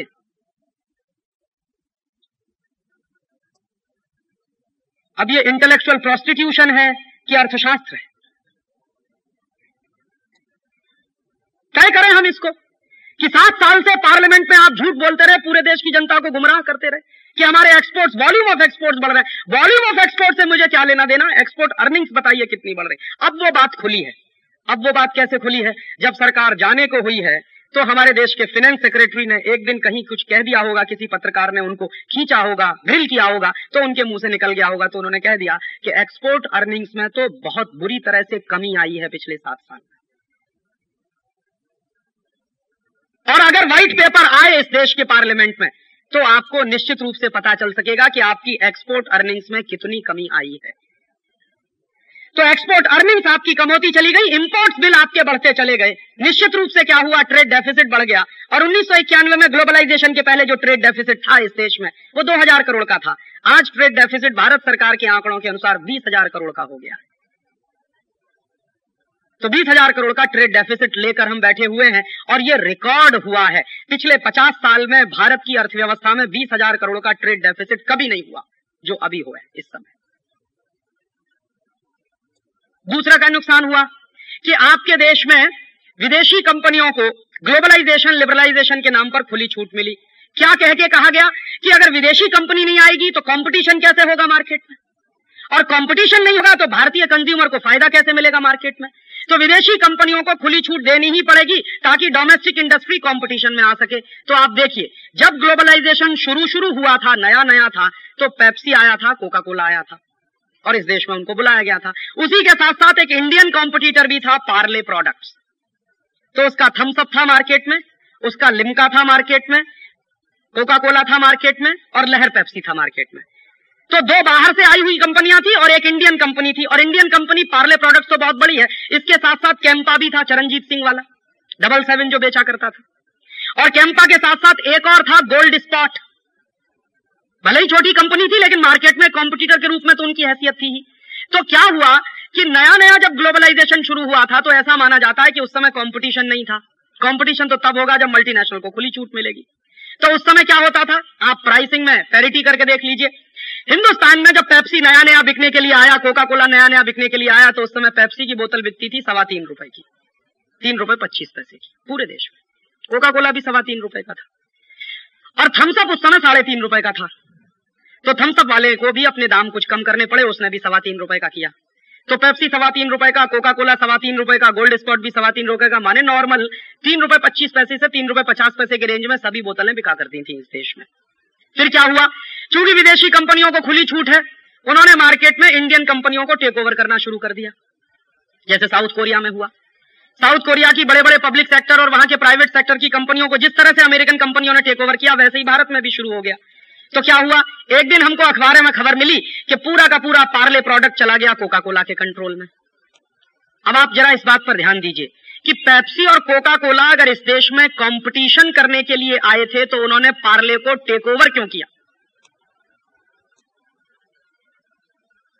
अगर आप मानते हैं कि वो बहुत बड़े कॉम्पिटिटर हैं तो पहलवान बनकर कुश्ती लड़ते भारत के बाजार में आके, और पार्ले भी चलता, गोल्ड स्पॉट भी चलता, पेप्सी भी चलता, कोका कोला भी चलता, तभी तो मैं मानता कि कंपटीशन है। तो मेरे मन में अक्सर यह प्रश्न उठता है कि अगर वो कंपटीशन करने आए तो उन्होंने क्यों टेक ओवर किया पार्ले प्रोडक्ट को? और भारत सरकार अगर ये कहती है कि हम कंपटीशन चाहते हैं मार्केट में, तो भारत सरकार ने क्यों टेक ओवर होने दिया पार्ले प्रोडक्ट को? क्योंकि यह बात तो भारत सरकार भी जानती थी कि अगर पार्ले चला जाएगा तो उनके सामने कोई कंपटीटर नहीं रहेगा। गोल्ड स्पॉट की कोई औकात नहीं थी, कैंपा की कोई औकात नहीं थी। चरणजीत सिंह पहले ही सरेंडर कर चुके थे उनके सामने, और वो तो तैयार बैठे थे कि अगर पार्ले जाता है तो हम भी किसी ना किसी कंपनी के साथ कोई ना कोई जॉइंट वेंचर कर लेंगे। तो हुआ क्या, कंपटीशन के नाम पर मल्टीनेशनल की मार्केट में मोनोपोली एस्टेब्लिश हो, इसके लिए भारत सरकार ने खुली छूट दी और कोका कोला ने पार्ले को टेक ओवर कर लिया। पार्ले चला गया और मार्केट से धीरे धीरे जितने इंडियन कॉम्पिटिटर थे सब मार्केट से बाहर हो गए, या तो पेप्सी के कब्जे में चले गए या कोका कोला के कब्जे में चले गए। अब देखिए कितना कंपटीशन हो रहा है इस मार्केट में कि 3.25 रुपए में जो पेप्सी कोला बिकता था अब वो 10 रुपए में हम पी रहे हैं, और कह रहे हैं कंपटीशन हो रहा है मार्केट में, और झक मार के पी रहे हैं। क्योंकि दो ही चॉइस है, या तो पेप्सी पीजिए या कोका कोला पीजिए, और दोनों ही चॉइस आप करेंगे पैसा अमेरिका ही जाने वाला है। आपके लिए दो ही तो चॉइस है इस समय मार्केट में। आप कहेंगे मैं सिट्रा पीऊंगा, तो सिट्रा के नीचे देख लीजिए लिखा हुआ क्या है, कंट्रोल्ड बाय कोका कोला। आपको लगता है मैंगो फ्रूटी पीऊंगा, तो मैंगो फ्रूटी के नीचे देख लीजिए क्या लिखा हुआ है। कोई भी बोतल मार्केट में सॉफ्ट ड्रिंक की चाहे जिस नाम से बिकती हो आप पी लीजिए, पैसा आपका अमेरिका ही जाने वाला है। और मैं पूछना यह चाहता हूं आप सबसे कि 3.25 रुपए में जब पेप्सी बिकता था तब ज्यादा कंपटीशन था, या अब 10 रुपए में बिक रहा है तब ज्यादा कंपटीशन है? माने हमने ग्लोबलाइजेशन के नाम पर इंडियन मार्केट में मल्टीनेशनल को मोनोपोली बनाने की खुली छूट दी है। तो दूसरा बड़ा झूठ इस देश के लोगों से यह बोला गया है कि हम मल्टीनेशनल्स को बुला रहे हैं तो कंपटीशन होगा मार्केट में। आपने कंपटीशन के लिए नहीं बुलाया, आपने उनकी मोनोपोली एस्टेब्लिश करने के लिए मार्केट में बुलाया। ऐसे एक दूसरा उदाहरण आपको देना चाहता हूं कि ढेर सारी कॉस्मेटिक्स की अमेरिकन कंपनियां इंडियन मार्केट में आई हैं। उनमें सबसे बड़ी कंपनी है रेवलॉन, अमेरिका की सबसे बड़ी कॉस्मेटिक्स की कंपनी। उसको आपने मार्केट में खुली छूट दी है। तो क्या कंपटीशन था? जब रेवलॉन मार्केट में आया तो हिंदुस्तान लीवर भी था मार्केट में, जो आधा विदेशी आधा स्वदेशी मानता था। अब तो उनकी मेजॉरिटी इक्विटी हो गई है मार्केट में। और हमारे देश में जो सबसे बड़ा कॉम्पिटिटर था किसी मल्टीनेशनल के लिए वो था लैक्मे, टाटा घराने का। और लैक्मे का जो मार्केट का कंट्रोल था उसकी कल्पना हम कर नहीं सकते, क्योंकि अब तो चला गया। लैक्मे जो है एक जमाने में इंडियन कॉस्मेटिक्स के मार्केट में कम से कम 80% पे अपना अधिकार रखता था। तो मार्केट में आपने विदेशी कंपनियों को खुली छूट दी, झूठ ये बोला सारे देश के लोगों के साथ कि हम कंपटीशन करवाना चाहते हैं मार्केट में। और वो कंपटीशन करते करते करते करते एक दिन हमने अखबार में सवेरे ही सवेरे पढ़ा कि लैक्मे भी चला गया विदेशी कंपनी के कब्जे में। हिंदुस्तान लीवर ने उसको भी टेक ओवर कर लिया। तो फिर प्रश्न यही मन में आता है कि जब हिंदुस्तान लीवर मार्केट में था, रेवलॉन मार्केट में आया और हमारे देश का लैक्मे था, तब कंपटीशन ज्यादा था या अब कंपटीशन ज्यादा है जब लैक्मे पूरी तरह से विदेशी हो गया? ठीक यही कोशिश हुई एशियन पेंट्स के साथ, वो कोशिश कामयाब नहीं हो पाई। आईसीआई कंपनी ने एशियन पेंट्स को टेक ओवर करने की पूरी कोशिश की, उसमें वो सफल नहीं हो पाए। एक भारतीय शेयर होल्डर के मन में थोड़ी राष्ट्रीयता पैदा हो गई, इसलिए उसने मना कर दिया कि नहीं बेचूंगा। ऐसे हालांकि कम लोग मिलते हैं इस देश में,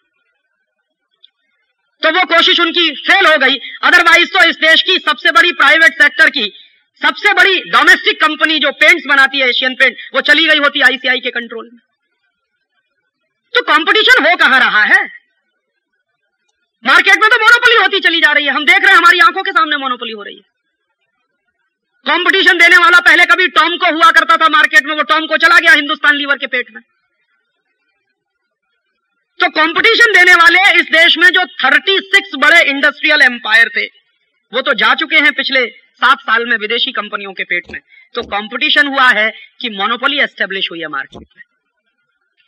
और मैं आपको एक जानकारी के लिए कह दूं कि विदेशी कंपनियां, मल्टीनेशनल कंपनियां कभी भी कंपटीशन में विश्वास नहीं रखती, ये आप जान लीजिए।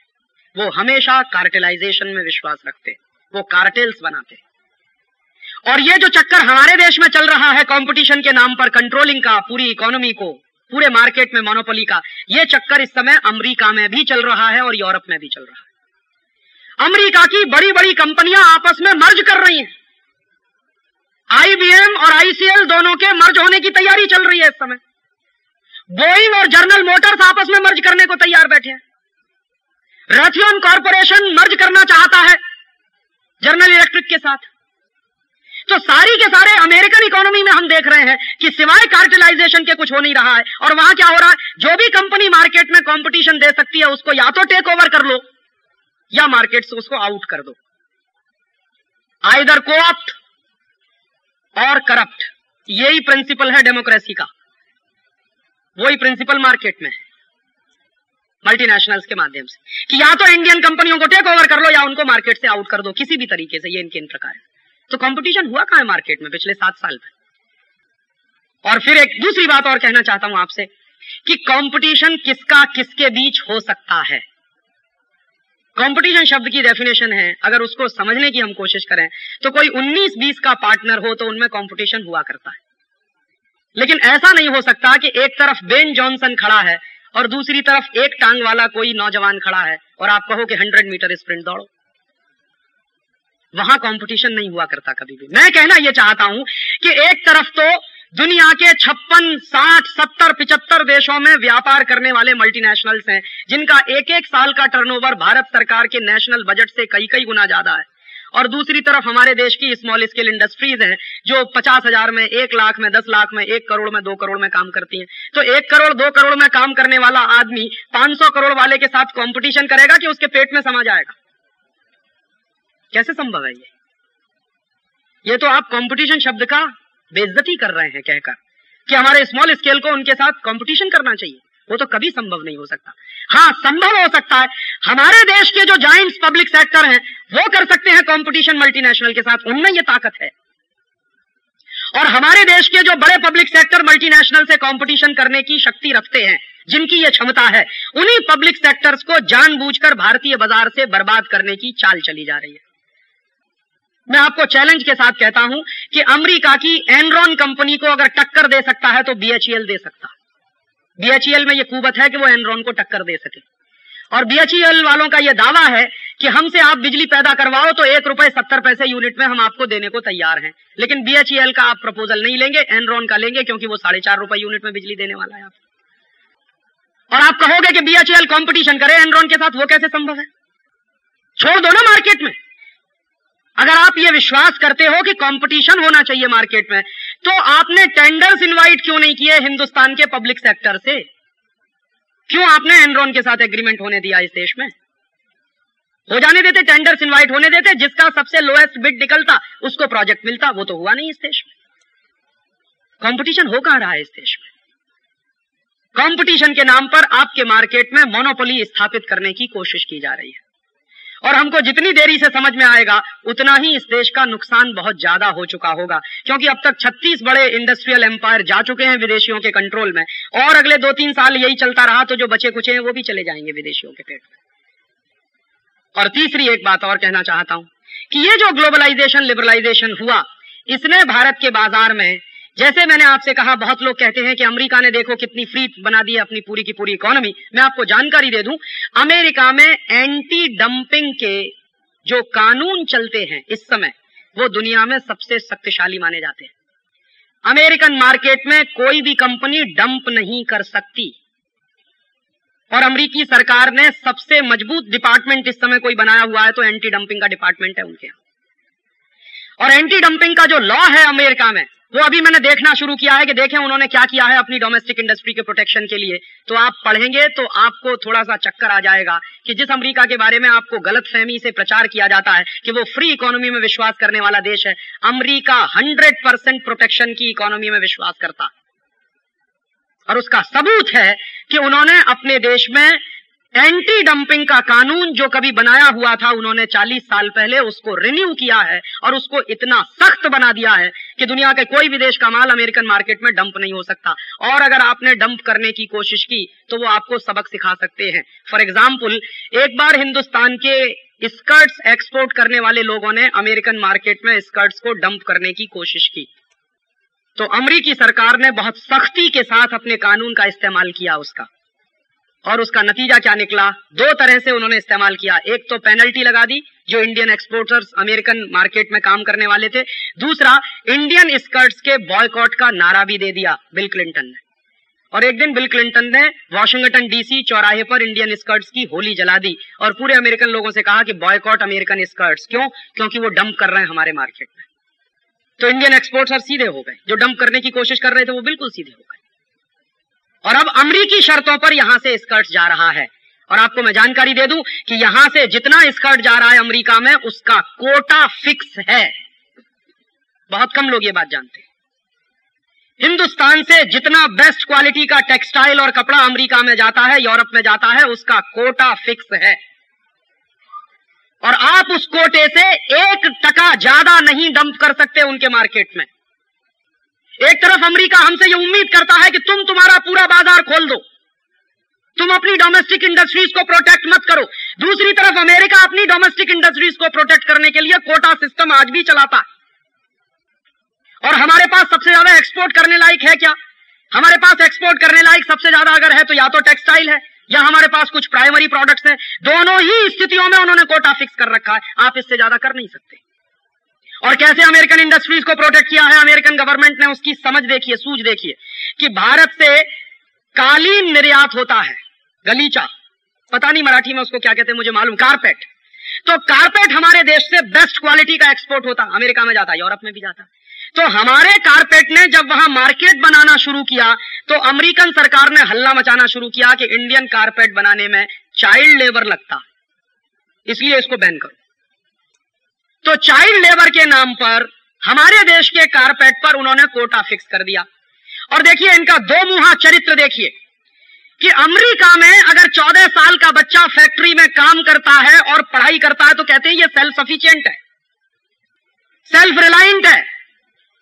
और मेरे देश में कोई बच्चा अपने मां बाप के साथ मिलकर कालीन बनाता है अपने घर में बैठ के तो कहते हैं चाइल्ड लेबर है। ये दोहरा स्टैंडर्ड देखिए। और आपको मैं जानकारी दे दूं, ILO की रिपोर्ट के अनुसार अमेरिकन इंडस्ट्रीज में इस समय लगभग 20 मिलियन बच्चे हैं जो काम कर रहे हैं, जिनकी उम्र 14 साल के आसपास है। कोई प्रश्न नहीं पूछता कि तुम्हारे यहां चाइल्ड लेबर है। वहां वो कहते हैं कि ये तो इकोनॉमिक सेल्फ डिपेंडेंट बच्चे हैं, सेल्फ सफिशिएंट है, सेल्फ रिलायंट है। देखो कितना काम करते हैं, अपने पेट का भी जुगाड़ करते हैं और पढ़ाई भी करते हैं। तो मेरे देश में जब कोई बच्चा करने की कोशिश करता है तो कहते चाइल्ड लेबर है। तो जहां मेरा एक्सपोर्ट ज्यादा हो सकता था अमेरिकन मार्केट में, चूंकि मेरे पास कालीन बहुत अच्छी क्वालिटी का है, वहीं पर उन्होंने मार पीटना शुरू कर दिया। और फिर क्या कहना शुरू कर दिया कि इंटरनेशनल लेबर स्टैंडर्ड के अनुसार आपके यहां मजदूरी कम दी जाती है। तो आप जरा एक छोटी सी बात समझने की कोशिश करिए। दुनिया में कोई भी इंडस्ट्री जब चलती है तो उस इंडस्ट्री को चलाने के लिए जो सबसे महत्वपूर्ण चीजें होती हैं उनमें एक तो कैपिटल होता है, दूसरा लेबर होता है तीसरा मैनेजमेंट होता है, चौथा रॉ मटेरियल्स होते हैं, रिसोर्सेज होते हैं, और पांचवा होती है विल पावर माने संकल्प शक्ति। तो किसी देश के पास कैपिटल ज्यादा है, किसी देश के पास नेचुरल रिसोर्सेज ज्यादा है, किसी देश के पास लेबर ज्यादा है, किसी देश के पास अपनी विल पावर ज्यादा, वगैरह वगैरह। तो ये तो पैरामीटर्स है ना किसी भी इंडस्ट्री को चलाने वाले। तो अमेरिका हमसे यह उम्मीद करता है कि आप अमेरिकन पूंजी के लिए भारत के बाजार को खुला छोड़ दीजिए। तो इसके पलट के मैं कहना चाहता हूं कि अमेरिका के पास चूंकि कैपिटल सरप्लस है तो मेरे पास लेबर सरप्लस है, तो अमेरिका अपना दरवाजा खोले मेरे लेबर्स को जाने के लिए, तभी तो ग्लोबलाइजेशन होगा। अदरवाइज ग्लोबलाइजेशन होने वाला कैसे है? अमेरिका की पूंजी मेरे बाजार में अगर बिना किसी बाधा के आना चाहती है तो अमेरिका के बाजार में मेरे लेबर को बिना किसी बाधा के घुसने का लाइसेंस दे दो, तो मैं मानता हूं कि तुम ग्लोबलाइजेशन की चाहत हो। अदरवाइज ये कैसे संभव हो सकता है कि अमेरिका की पूंजी मेरे मार्केट में घुसती चली जाए और मेरे लेबर्स अगर अमेरिका में जाना शुरू करें तो उन पे इमिग्रेशन की पाबंदियां लगाना शुरू किया जाए? ये कैसे संभव हो सकता है? और मैं इस बात में अपने आप को नीचा नहीं मानता। अमेरिका के पास कैपिटल सरप्लस है, मेरे पास स्किल्ड लेबर का सरप्लस है। जितना ज्यादा स्किल्ड लेबर दुनिया में चाइना के पास है, उसके बाद दूसरा नंबर हमारा है। तो जिसके पास जो चीज सरप्लस है उसी का तो एक्सपोर्ट कर सकता है। तो अमेरिका के पास कैपिटल का सरप्लस है, मेरे पास लेबर का सरप्लस है, दोनों एक्सचेंज करें तब तो हम मानेंगे कि लिबरलाइजेशन है, ग्लोबलाइजेशन है। और आपकी जानकारी के लिए बता दूं कि अमेरिका ने अपने इमिग्रेशन के कानून बदलना शुरू कर दिया है, यूरोप ने भी शुरू कर दिया है। फ्रांस जैसे देशों में तो यह डिमांड शुरू हो गई है कि इंडियंस को बाहर निकालो। फ्रांस में एक बड़ा भारी नेता है जिसका नाम है जियो मारियां लापें। जियो मारियां लापें प्रेसिडेंट का कैंडिडेट है इस बार, और वो कुछ वोटों से हारा। अगर वो जीत गया होता इस बार फ्रांस के इलेक्शन में तो मार मार के इंडियंस को उसने बाहर निकाल दिया होता, जियो मारियां लापें ने। उसकी पूरी पॉलिटिक्स इसी पे चलती है कि फ्रांस को बर्बाद कर दिया एशियन लोगों ने, इंडियंस लोगों ने, क्योंकि सस्ते दाम पर वहां मजदूरी करने को तैयार हो जाते हैं। तो यहां के लोग चूंकि सस्ते दाम पर वहां मजदूरी करने को तैयार हो जाते हैं, इसलिए उनके मार्केट में उनकी जॉब अपॉर्चुनिटीज कम होती चली जाती है। तो वो एशियंस के खिलाफ है, इंडियंस के खिलाफ है। वो तो अच्छा हुआ जीत नहीं पाया, नहीं तो फ्रांस में तो लाखों इंडियंस को बाहर निकलवा दिया होता। और इसके उल्टा हो गया, न्यूजीलैंड में पिछले 7 वर्षों में 1.5 लाख इंडियंस को बाहर कर दिया गया। कहां ग्लोबलाइजेशन हो रहा है? वो तो अपने डोमेस्टिक प्रोटेक्शन के काम कर रहे हैं। ये हम बेवकूफ हैं जो समझ नहीं पा रहे हैं। वो अपनी डोमेस्टिक इंडस्ट्रीज को प्रोटेक्ट करने के लिए बराबर कानून बदलते चले जा रहे हैं, हमको समझ में नहीं आ रहा। और आपको एक ताजा जानकारी दे दूं, हो सकता है आपको आश्चर्य हो जाए, मुझे भी आश्चर्य हुआ। अभी 15-17 दिन पहले मुझे पता चला अमेरिकन पार्लियामेंट ने अपनी डोमेस्टिक इंडस्ट्रीज को प्रोटेक्ट करने के लिए अमेरिकन पार्लियामेंट से एक कानून पारित करवा दिया है। उसका नाम है बाय अमेरिकन एक्ट। और मेरे एक दोस्त ने मुझको बताया कि मैंने तो उससे कहा कि बिना देरी किए हुए उस कानून की कॉपी मुझे चाहिए, मैं देखना चाहता हूं कि क्या है उन्होंने। और वो कानून की कॉपी मेरे पास आ गई है। और वो कानून पिछले 3 महीने से वहां डिस्कशन में था पार्लियामेंट में, अभी पारित हो गया। तो उस कानून को मैं आजकल पढ़ रहा हूं, तो कितनी चतुराई के साथ अमेरिका ने अपनी डोमेस्टिक इंडस्ट्रीज के प्रोटेक्शन की व्यवस्था की है। एक भी इंडस्ट्री अमेरिका ने ऐसी नहीं छोड़ी जो उस कानून की परिधि के बाहर हो। और उस कानून की प्रस्तावना में सबसे पहला वाक्य बहुत स्पष्ट कह दिया है कि चूंकि यह कानून अमेरिकन पार्लियामेंट से पारित हुआ है और अमेरिकन पार्लियामेंट सॉवरेन है, इसलिए कोई भी इंटरनेशनल लॉ इस कानून को बदलवा नहीं सकेगा। बात खत्म हो गई, किस्सा ही खत्म कर दिया उन्होंने। माने कभी हमारे जैसे देश WTO में जाएं, गेट में जाएं, उनकी शिकायत करें और शिकायत के आधार पर अमेरिकन डोमेस्टिक लॉज को बदलवाने की कोशिश करें, तो उन्होंने बिल्कुल स्पष्ट लिखवा दिया कि हमारी पार्लियामेंट सॉवरेन है और इस पार्लियामेंट का पारित किया हुआ यह कानून है, इसलिए इसको कोई नहीं बदलवा सकता। और अपनी डोमेस्टिक इंडस्ट्रीज को प्रोटेक्ट करने की इतनी सुंदर व्यवस्था उन्होंने की है। तो मैं प्रश्न ये पूछना चाहता हूं कि अगर अमेरिकन पार्लियामेंट में बाय अमेरिकन एक्ट पारित हो सकता है तो इंडियन पार्लियामेंट में बाय इंडियन एक्ट क्यों नहीं पारित हो सकता?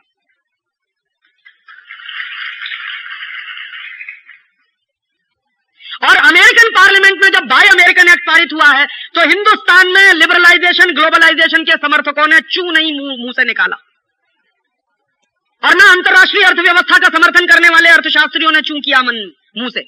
एक तरफ ये बात कहने वाले लोग हैं कि हम फ्री वर्ल्ड चाहते हैं, फ्री मार्केट चाहते हैं, फ्री इकोनॉमी चाहते हैं, दूसरी तरफ American parliament bye American act पारित करवा रही है। कोई नहीं बोल रहा है इस पे। और मैं आपको बता दूं कि अगर मेरे देश में बाय इंडियन एक्ट पारित हुआ तो मेरे ही देश में ऐसे लोग हैं जो इसको गालियां देना शुरू कर देंगे कि आप इंडस्ट्री को प्रोटेक्ट कर रहे हैं। लेकिन अमेरिका में एक भी सेनेटर नहीं है जिसने इसके खिलाफ कुछ किया हो। और आप ये जान लीजिए, रिपब्लिकन्स और डेमोक्रेट्स दोनों की सहमति से यह कानून पारित हुआ अमेरिकन पार्लियामेंट में किसी भी अपोजिशन के एमपीज ने वहां विरोध नहीं किया इस कानून का, सबने एक सहमति से उसको पारित कराया, क्योंकि अमेरिकन नेशनल इंटरेस्ट है इस कानून में जो प्रिजर्व होते हैं। तो हम हमारे इंडियन इंटरेस्ट को प्रिजर्व नहीं कर सकते क्या? अगर हम करना शुरू करेंगे तो लोग कहेंगे आप 18वीं शताब्दी में ले जाना चाहते हैं इस देश को। ऐसे लोगों की कमी नहीं है इस देश में। प्राइवेटाइजेशन के नाम पर जो 1991 तक डंपिंग का कानून था, उसको इतना ढीला कर दिया गया है कि इस समय हिंदुस्तानी बाजार में बिल्कुल मुफ्त के दाम में विदेशियों का माल बिकना चालू है। और विदेशी कंपनियां तो घोषित रूप से यह कहकर आती हैं कि शुरू के 2 साल अगर घाटा भी उठाना पड़े तो उठाएंगे, एक बार इंडियन मार्केट को अपने कंट्रोल में कर लो, फिर जो मन में कीमत आएगी वो वसूलेंगे हम। तो पूरी की पूरी इंडियन केमिकल इंडस्ट्री को बर्बाद कर दिया पिछले 2-3 साल में इस एंटी डंपिंग कानून के हट जाने के कारण।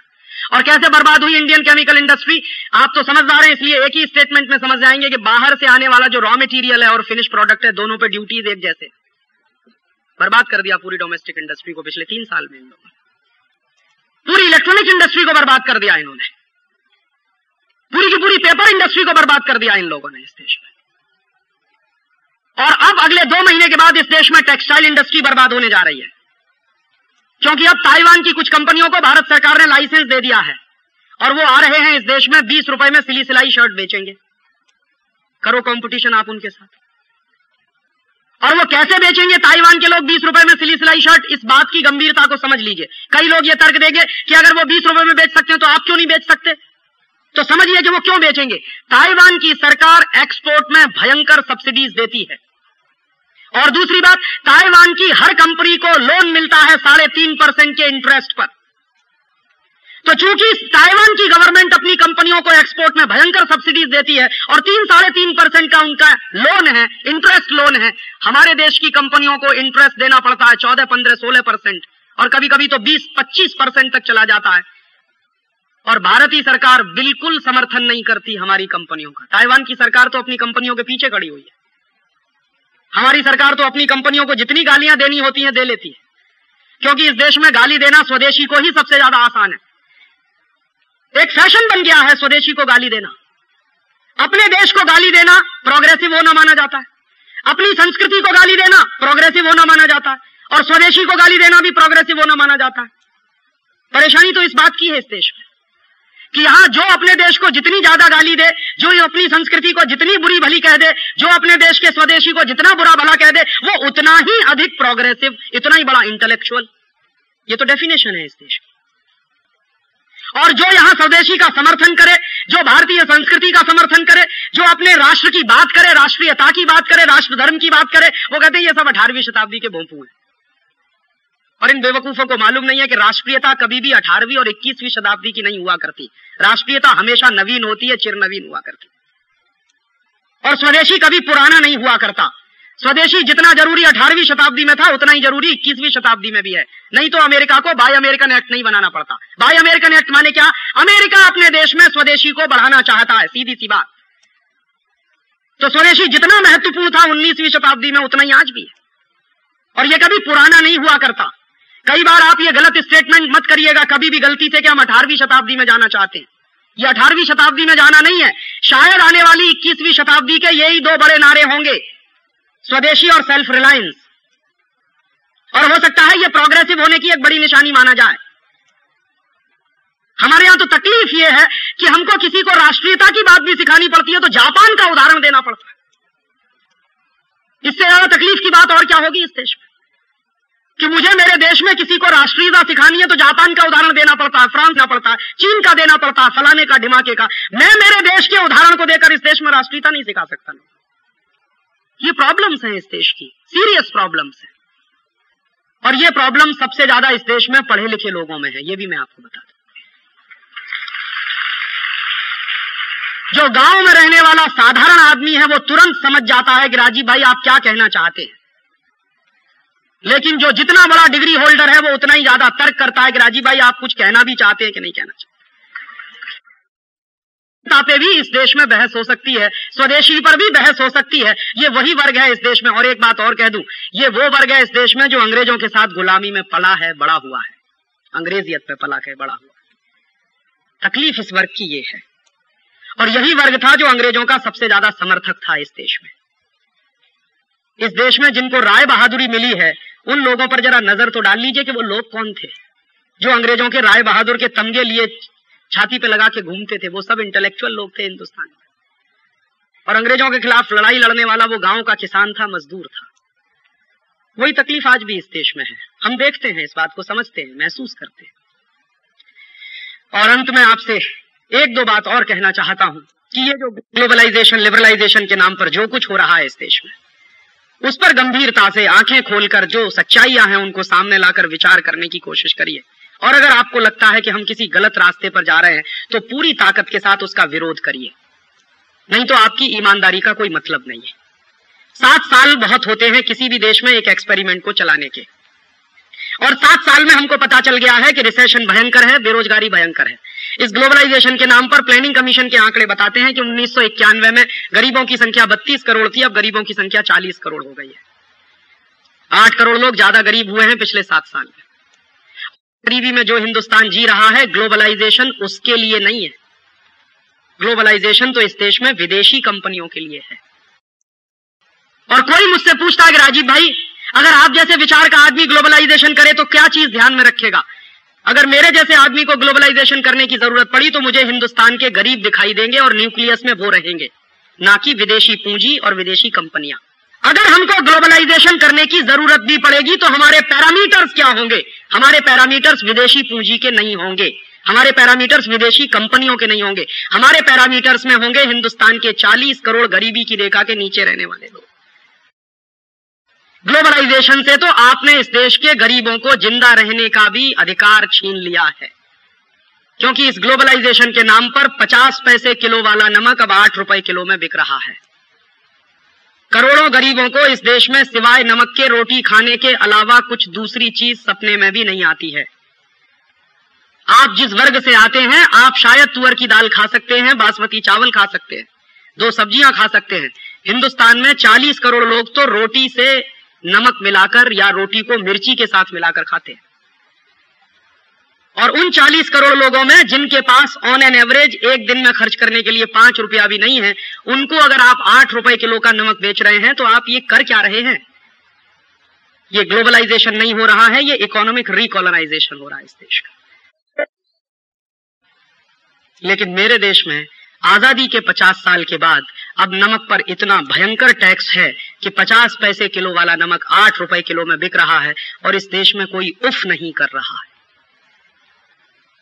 आपकी मजबूरी मैं समझ सकता हूं, क्योंकि आपके पास प्रचुर मात्रा में संपत्ति है, तो आपके लिए नमक 8 रुपए किलो का बिके या 50 रुपए किलो का, आपसे कोई फर्क नहीं पड़ता। लेकिन तकलीफ उन लोगों की है जो 40 करोड़ की संख्या में है और जिनके पास एक दिन में खर्च करने के लिए 5 रुपया नहीं है। तकलीफ उनकी है। और कभी उनकी जगह पर अपने आप को रखकर सोचिए और पूरे प्लान को देखिए, तो कैसे इस देश में 40 करोड़ लोग रोटी खा रहे होंगे तब से जब से 50 पैसे किलो वाला नमक 8 रुपए किलो में हो गया। और बहुत ही बर्बरता पूर्वक पूरे देश में सरकार का एक फरमान जारी हुआ है कि कहीं भी बिना आयोडीन वाला नमक नहीं बेचा जाए, माने हर जगह वो 8 रुपए किलो वाला ही नमक बिकना चाहिए। और आपको मैं एक दूसरी जानकारी दे दूं कि आयोडीन हर नमक में होता है। कोई भी नमक बिना आयोडीन का नहीं होता, क्योंकि नमक बनता है दरिया के पानी से और सूरज की रोशनी से। नमक बनाने में कोई टेक्नोलॉजी नहीं लगती, कोई मशीन नहीं लगती। दरिया का पानी है, सूरज की रोशनी है, और दरिया के पानी में सबसे ज्यादा आयोडीन होती है विज्ञान की जानकारी के अनुसार। ब्रोमीन भी बहुत होती है दरिया के पानी में। तो दरिया के पानी में मैक्सिमम आयोडीन है और दरिया के पानी से बनने वाले नमक में भी आयोडीन है। और हमको नॉर्मली एक दिन में 125 माइक्रोग्राम आयोडीन की जरूरत होती है बस। साधारण आदमी को, साधारण बुद्धि वाले आदमी को इस देश में एक दिन में 125 माइक्रोग्राम आयोडीन की जरूरत होती है। और जो साधारण नमक हम खाते हैं उसमें एक दिन में हम कम से कम 175 माइक्रोग्राम आयोडीन खा जाते हैं, माने जितने की जरूरत है उससे भी 50 माइक्रोग्राम ज्यादा आयोडीन हम कंज्यूम कर रहे हैं। तो इस देश में आयोडीन की कमी कहां है? यह तो सबसे बड़ा झूठ है जो इस देश में बोला जा रहा है आजादी के 50 साल। और यह झूठ कब से बोला जा रहा है? यह झूठ तब से बोला जा रहा है जब इस देश में आजादी के 50 साल के बाद ग्लोबलाइजेशन और लिबरलाइजेशन के नाम पर एक परदेशी कंपनी को नमक बेचने का लाइसेंस दिया गया है। तब से यह झूठ बोला जा रहा है। और उस परदेशी कंपनी का नाम है अन्नपूर्णा। असली नाम है उसका हिंदुस्तान लीवर। उसने नमक बेचना शुरू किया है अन्नपूर्णा के नाम से। तो जब से हिंदुस्तान लीवर को इस देश में नमक बेचने का लाइसेंस मिला है, तब से इस देश में ये आयोडीन का चक्कर चलाया इन कंपनियों ने। और मैं आरोप लगाता हूं इस देश के बड़े बड़े सेक्रेटरीज इस घोटाले में शामिल हैं, जिन्होंने गलत रिपोर्ट पेश करके इस देश में लोगों को यह डर पैदा कर दिया कि आपको आयोडीन की डेफिशिएंसी हो गई है, इसलिए आपको आयोडीन युक्त नमक खाना चाहिए। और मैंने जब पार्लियामेंट में सवाल पूछवाया एक एमपी के माध्यम से कि पूरे देश में आयोडीन की कमी के कारण जो बीमारियां हैं, जैसे घेंगा सबसे ज्यादा, उसके मरीज कितने हैं पूरे देश में, तो भारत सरकार का जवाब है कि भारत में जितनी कुल बीमारियों के मरीज हैं उसमें 0.3% मरीज घेंगा के हैं। और वो भी कहां है? भारत के पर्वतीय इलाके में, जो पहाड़ी इलाके हैं। और पर्वतीय इलाकों में कितनी आबादी रहती है इस देश की? मुश्किल से कुल आबादी का 5%। तो एक बार को मान भी लिया जाए कि इस देश में आयोडीन की कमी है, तो पर्वतीय इलाकों में कमी है, सामान्य इलाकों में आयोडीन की कोई कमी नहीं है। लेकिन पूरे देश में यह नाटक इस देश में चला। और यह नाटक करने के पीछे एक ही सबसे बड़ा सत्य है कि एक परदेशी कंपनी को नमक बेचना था और उस नमक से उसको करोड़ों रुपए का मुनाफा कमाना था, इसलिए उसने 50 पैसे किलो वाले नमक को 8 रुपए किलो में बिकवाना शुरू करवा दिया है आयोडीन नाम के धोखे के साथ। और कैसे लूट रहे हैं आपको? आजादी के 50 साल में इस देश में क्या चल रहा है?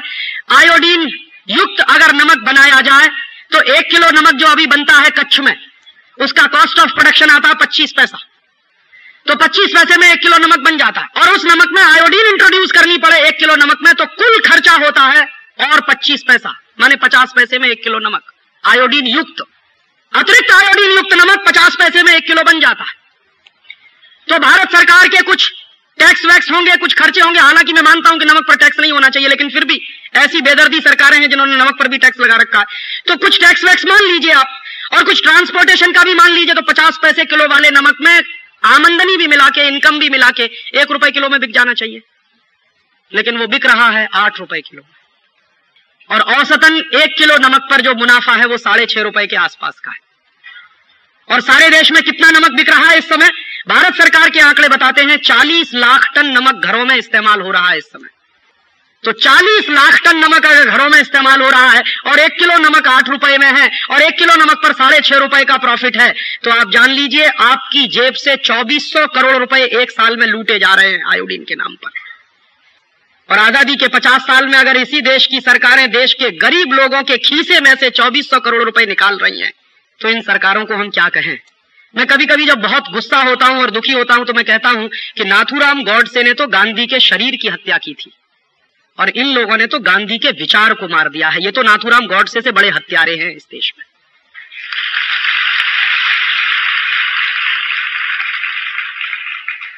क्योंकि शरीर तो वैसे भी नश्वर होता है, आज रहेगा कल नहीं रहेगा। विचार महत्वपूर्ण होता है किसी भी आदमी का। और नमक सत्याग्रह इस देश में एक विचार था, क्रांति का एक प्रतीक था, हिला दिया था उस नमक सत्याग्रह ने पूरे देश को। और नमक पर टैक्स नहीं होना चाहिए, वो गांधी जी के दिल की तकलीफ थी, हिंदुस्तान के आखिरी आदमी के चेहरे को ध्यान में रखकर। और आज उसी देश में जहां 40 करोड़ लोग गरीबी की रेखा के नीचे रहते हो, उनको 8 रुपए किलो में आयोडीन युक्त नमक खरीदने को मिले, बाकी कुछ मिले या ना मिले। और उन गरीबों को इस देश में 35 रुपए किलो का कांदा खरीदना पड़े। ये आजादी के 50 साल में इस देश की तकलीफ है। आखिरी बात चलते चलते कि आप में से कुछ लोगों के मन में फिर यह प्रश्न उठेगा कि राजीव भाई अब तो ये बर्बादी हो ही गई है, अब तरीका क्या है इसमें से? कहना चाहता हूं कि इसके सॉल्यूशंस हैं। माने ये जो व्यवस्था में हम फंस गए हैं, ये जो ग्लोबलाइजेशन में हम फंस गए, लिबरलाइजेशन में हम फंस गए, और जो बर्बादी आ गई है पिछले 7 साल से, इसको ठीक किया जा सकता है। कैसे ठीक किया जा सकता है? कुछ काम हमको करने पड़ेंगे इस देश में। कुछ काम होंगे जो शॉर्ट टर्म के होंगे और कुछ काम होंगे जो लॉन्ग टर्म की पॉलिसीज के रूप में होंगे। जो शॉर्ट टर्म पॉलिसीज हो सकती हैं देश में इस दुर्व्यवस्था को दूर करने के लिए, वो क्या हो सकती है? मैं आपके माध्यम से कहना यह चाहता हूं, ये अगर कोई प्रेस वाले हों तो इस बात को नोट करें कि क्या क्या करना चाहिए, तो इस देश का ये खत्म हो सकती है दुर्व्यवस्था। सबसे पहले तात्कालिक रूप से इस देश में एंटी डंपिंग लॉ को ताकतवर बनाने की जरूरत है, ताकि विदेशी कंपनियों को डंप करने की जो छूट मिली है वो रुके। एक काम। दूसरा काम, अगर अमेरिकन पार्लियामेंट में बाय अमेरिकन एक्ट बना है तो इंडियन पार्लियामेंट से बाय इंडियन एक्ट बनवाने की जरूरत है।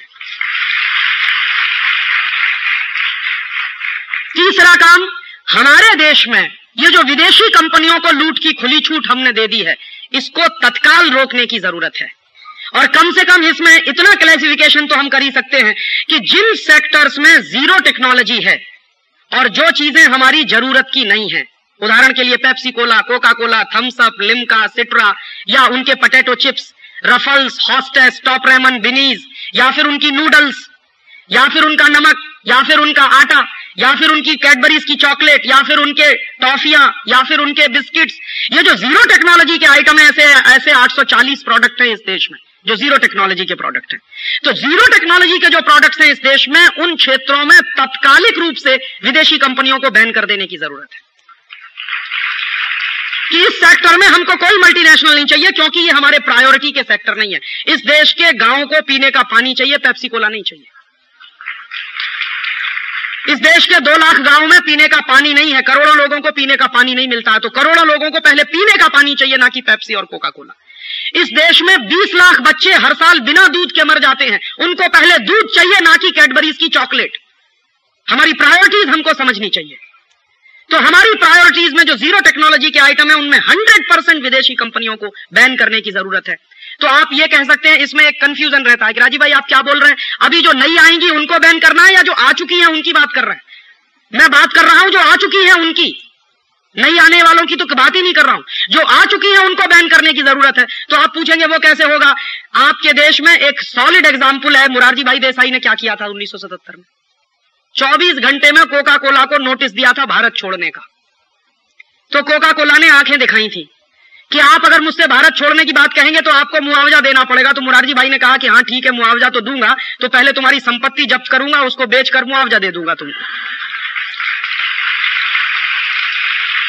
और जैसे ही मुरारजी भाई ने कोका कोला की संपत्ति जब्त करने की बात कही थी, वैसे ही कोका कोला बिस्तर बोरिया उठाकर भाग गया था इस देश से। बिना एक पैसे का कंपेंसेशन दिए कोका कोला भागा था यहां से। और कोका कोला भागा, उसके बाद IBM भागा, उसके बाद ICL भागा, और चौथा नंबर लगा हुआ था हिंदुस्तान लीवर के भागने का। तब तक सरकार गिर गई। अदरवाइज तो ये संकट ही आज नहीं होता इस देश में, क्योंकि वो सरकार बिल्कुल कमिटेड थी कि जीरो टेक्नोलॉजी के एरिया में कोई मल्टीनेशनल की हमको जरूरत नहीं है। तो मुझे लगता है कि आज हमको जो करने की जरूरत है कि जो जीरो टेक्नोलॉजी के एरिया उनमें इनको तत्काल बैन किया जाए। और आपको अगर कोई नेता इस बात से फुसलाने की कोशिश करे कि हम विदेशी कंपनियों को भगाएंगे तो उनको कंपेंसेशन देना पड़ेगा, ये सबसे बड़ा झूठ है। जानते हैं क्यों?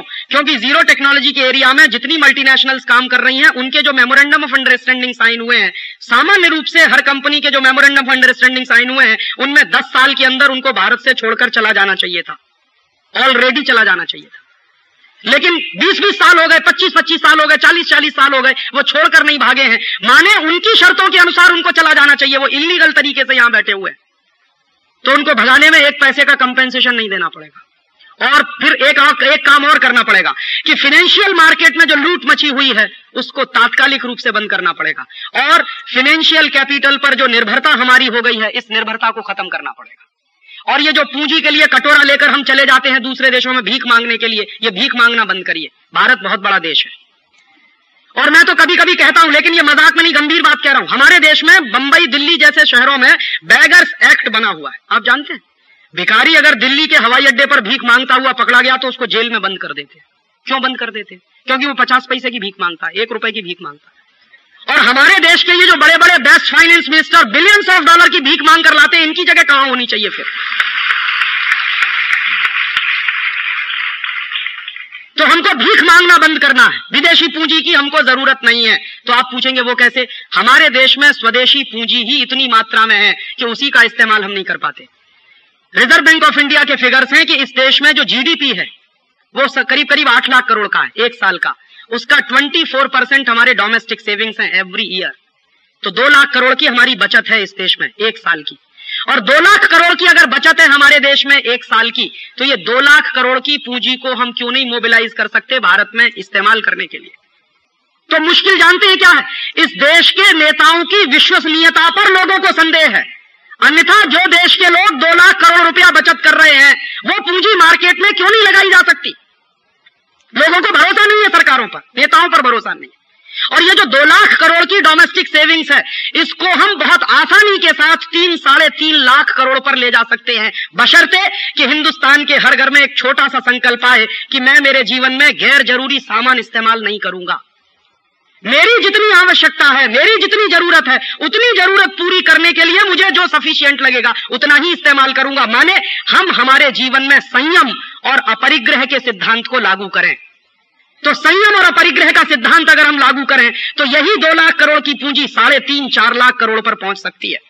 और 3.5-4 लाख करोड़ की पूंजी इतनी है कि भारत सरकार से इस्तेमाल करते नहीं बनेगी। और क्या करना चाहिए? एक काम और करना चाहिए इस देश में। 5 साल तक इस देश में कोई टैक्स नहीं लिया जाएगा। क्यों? क्योंकि टैक्स ले लेके तुमने इतना खून चूस लिया है कि वो मरने वाला है। जो मरीज मरने वाला होता है तो उसको ऑक्सीजन दिया जाता है, खून नहीं निकाला जाता उसके शरीर में से। तो ये उद्योग व्यवस्था मरने को तैयार बैठी है, इसका खून मत पियो, इसको ऑक्सीजन दो। तो ऑक्सीजन कैसे दे सकते हैं? 5 साल के लिए पूरी इकोनॉमी को 0 टैक्स बना दीजिए। 5 साल तक ना इनकम टैक्स लिया जाएगा, ना सेंट्रल एक्साइज लिया जाएगा, ना कोई टैक्स, और ये सारे डिपार्टमेंट बंद कर दीजिए। तो आप पूछेंगे सरकार का खर्च कैसे चलेगा? सरकार का खर्च बहुत आसानी से चल सकता है। कैसे चलेगा? हमारे देश में पिछले 50 साल में जितने घोटाले हुए हैं उन घोटालों का पैसा विदेशी बैंकों में पड़ा हुआ।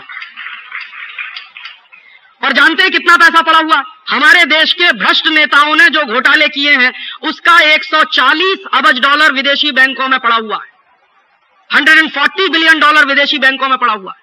और ये जो 140 अरब डॉलर विदेशी बैंकों में है, ये रुपए में अगर आप कैलकुलेट करें तो 5.5 लाख करोड़ रुपया बैठता। तो 5.5 लाख करोड़ रुपया जो विदेशी बैंकों में हमारे देश के घोटालेबाज नेताओं का पड़ा हुआ है, ये वापस भारत में आना चाहिए। तो कैसे आएगा? बहुत आसान रास्ता है इसका। पार्लियामेंट एक कानून बनाए। क्या कानून बनाए? कि जो घोटालों के माध्यम से पैसा देश के बाहर चला गया है, ये पैसा राष्ट्र की संपत्ति है, ये नेशनल प्रॉपर्टी है। ये अलग बात है कि नेताओं ने अपनी शक्ति का दुरुपयोग करके, घोटाला करके वो पैसा लूटकर विदेशों में जमा कर दिया, तो वो राष्ट्रीय संपत्ति है। और अगर हमारी पार्लियामेंट ये कानून बनाकर घोषित करे कि स्विस बैंकों में जितना पैसा भारत के नेताओं का पड़ा हुआ है वो सब राष्ट्रीय संपत्ति है, तो स्विस बैंक है वो सारे पैसे को आपको वापस करेंगी। क्यों? क्योंकि स्विस बैंकों का अपना कानून है कि वो नेशनल प्रॉपर्टी नहीं रख सकते, प्राइवेट प्रॉपर्टी रखते हैं हमेशा। और उनके यहां अगर ये कानून बना है तो इसका फायदा हमको उठाना चाहिए। स्विस बैंकों में ये कानून है कि वो नेशनल प्रॉपर्टी कभी नहीं रखते, और अगर रखी उन्होंने तो उनकी बहुत बदनामी होती है, तो वो प्राइवेट प्रॉपर्टी रखते हैं। तो उनको बताया जाए कि ये प्राइवेट प्रॉपर्टी नहीं है, ये नेताओं के बाप की कमाई का पैसा नहीं है, ये देश के लोगों के खून पसीने की कमाई का पैसा है जो यहां से लूट कर ले जाया गया है। तो अगर इसको नेशनल प्रॉपर्टी डिक्लेयर कर दिया जाए तो 5.5 लाख करोड़ रुपया वापस आ जाएगा। और ये 5.5 लाख करोड़ रुपया उतना होता है कि भारत सरकार 5 साल तक टैक्स बिल्कुल लेना बंद कर दे तो भारत सरकार का बजट चल जाएगा। तो एक पैसे का टैक्स लेने की जरूरत नहीं। और अगर आप इस देश में 5 साल इकोनॉमी को 0 टैक्स बना दीजिए तो जान लीजिए कि इस देश में ब्लैक मनी की पैरेलल इकोनॉमी, व्हाइट मनी की इकोनॉमी बन जाएगी। माने इनकम टैक्स का डिपार्टमेंट ही जब बंद हो जाएगा तो कोई मनी ब्लैक होएगी ही नहीं। और आपको मैं जानकारी दूं कि मनी मनी होती है, ब्लैक एंड व्हाइट नहीं हुआ करती। ये इडियोटिक कानून है जिनके कारण कुछ दिन ब्लैक मनी है, बाकी दिन व्हाइट मनी है। और ये मेरा एक दोस्त है इनकम टैक्स कमिश्नर, उससे मैं कई बार पूछता हूं कि तुम करते क्या हो साल में? तो कहता 25,000 करोड़ का इनकम टैक्स वसूलते हैं। मैंने कहा 25,000 करोड़ के इनकम टैक्स में ये बताओ कि पब्लिक सेक्टर की, भारत सरकार की कंपनियों का कितना है? तो कहते 15,000 करोड़। अब आप देखिए 15,000 करोड़ तो इस देश की राष्ट्रीय कंपनियों का है, उसको वसूलने में क्या लगना है? वो तो सरकार की एक जेब से निकल के दूसरी जेब में जाने वाला है। तो उसमें तुमने कौन सी बहादुरी करी है जो तुम वसूलने की बात करते हो? प्राइवेट कितना वसूलते हो? तो कहते हैं 10,000 करोड़। मैंने कहा 10,000 करोड़ का तुम पैसा वसूलते हो प्राइवेट, जिसको हम इनकम टैक्स कहें, इसमें से खर्चा कितना करते हो? तुम्हारे देश में जो पूरा इनकम टैक्स का डिपार्टमेंट है उसमें जो पलने वाले बड़े बड़े मगरमच्छ जैसे ऑफिसर है, इनकी तनख्वाह पर खर्चा क्या होता? तो कहने लगा अगर पूरे डिपार्टमेंट का तुम एक्सपेंडिचर सुनोगे, डायरेक्ट इनडायरेक्ट सब मिला के, तो साल भर में कुछ 3-1 हजार करोड़ रुपए का खर्चा। तो मैंने कहा एक्चुअल कलेक्शन कितना है फिर? 7,000 करोड़ का। तो मैंने कहा 7,000 करोड़ की सब्सिडी क्यों नहीं देते थे देश? माने क्या है? 7,000 करोड़ माफ क्यों नहीं कर देते? कहने लगा बात तो तुम्हारी समझ में आती है। मैंने कहा फिर तकलीफ क्या है इसको लागू करने में? तो कहने लगे मेरी कुर्सी का क्या होगा? मैंने कहा तुम्हारी कुर्सी का कुछ नहीं बिगड़ने वाला। मैंने उससे पूछा कि तुम्हारे इनकम टैक्स के 1 लाख के ऑफिसर्स कितने? तो पूरे देश में 3200 ऑफिसर्स हैं। तो मैंने कहा इन 3,200 ऑफिसर्स को हम हाथ में हल पकड़ाएंगे और खेत में जोतकर जीविका चलाएंगे ये अपनी।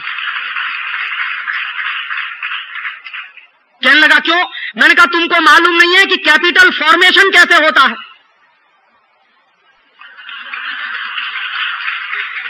और चूंकि तुमको मालूम नहीं है कि कैपिटल फॉर्मेशन कैसे होता है, इसलिए दूसरे के खून पसीने की कमाई पर तागड़ धिंगरने की तुम्हारी आदत पड़ गई है।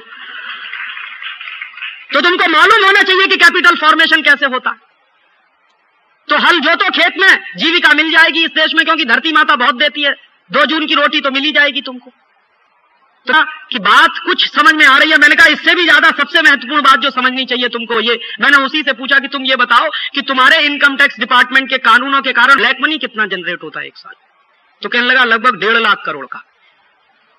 तो मैंने कहा जब तुम्हारा डिपार्टमेंट खत्म हो जाएगा तो क्या होगा? तो ये सब मनी व्हाइट हो जाएगा। तो अभी जब तुम्हारा डिपार्टमेंट है तो उसके कारण मेरे देश का 1.5 लाख करोड़ का नुकसान हो रहा है। माने वो 1.5 लाख करोड़ व्हाइट में नहीं है, ब्लैक में है। और तुम कर क्या रहे हो? तुम 7,000 करोड़ वसूल रहे हो उसमें से। और तुम्हारी इनएफिशिएंसी की मैं क्या कहूं कि VDIS की स्कीम चली, उसमें से तुम 10,000 करोड़ ले आए तो तुमने मान लिया कि बड़ा भारी विजय लिया है इस देश में। और कैसे लिया है? VDIS के माध्यम से, जैसे शराबी पति अपनी पत्नी से मांगता।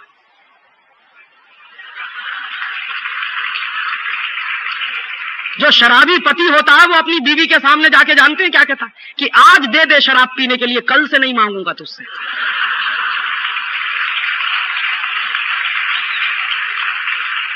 तो पत्नी क्या कहती है कि नहीं नहीं, तुम रोज यही कहते हो। तो कहते नहीं नहीं, आज के बाद नहीं पीऊंगा, तू दे तो दे।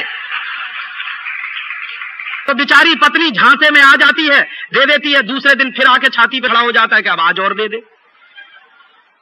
माने VDIS चला, 31 दिसंबर तक दे दीजिए, फिर नहीं आएंगे आपके पास।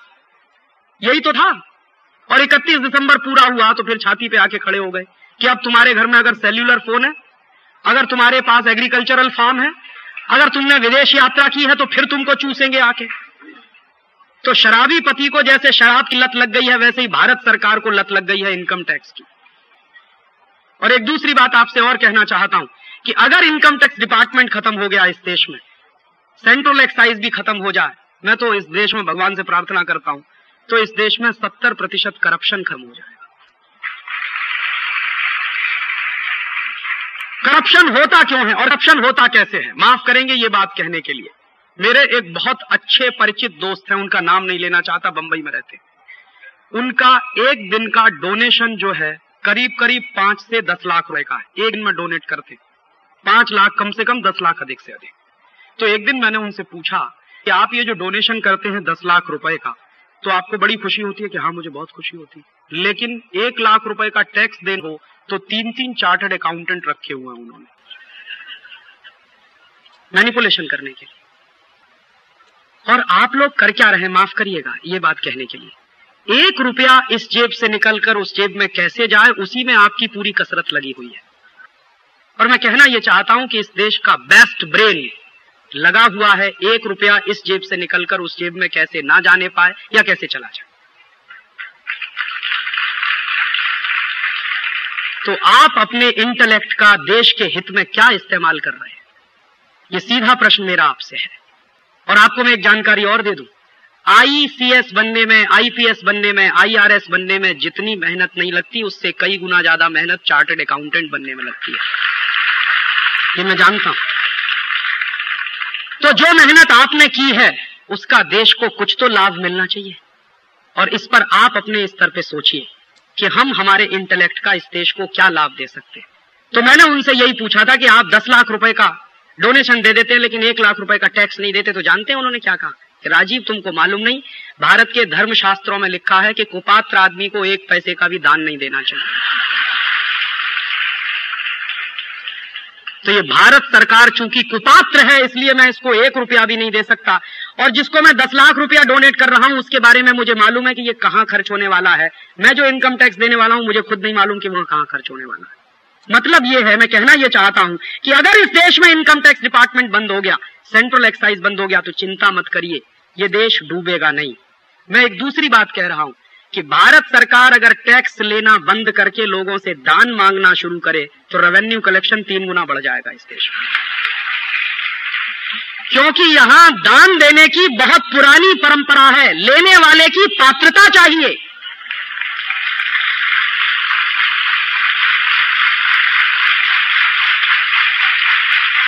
और अगर लेने वाला इस देश में पात्रता रखता है तो देने वालों की कभी कमी नहीं है। राणा प्रताप को जानते हुए कि वो एक हारी हुई लड़ाई लड़ रहा है, भामा शाह ने अपनी थैलियां खोल दी थी। ये जानते हुए कि राणा प्रताप एक हारी हुई लड़ाई लड़ रहा।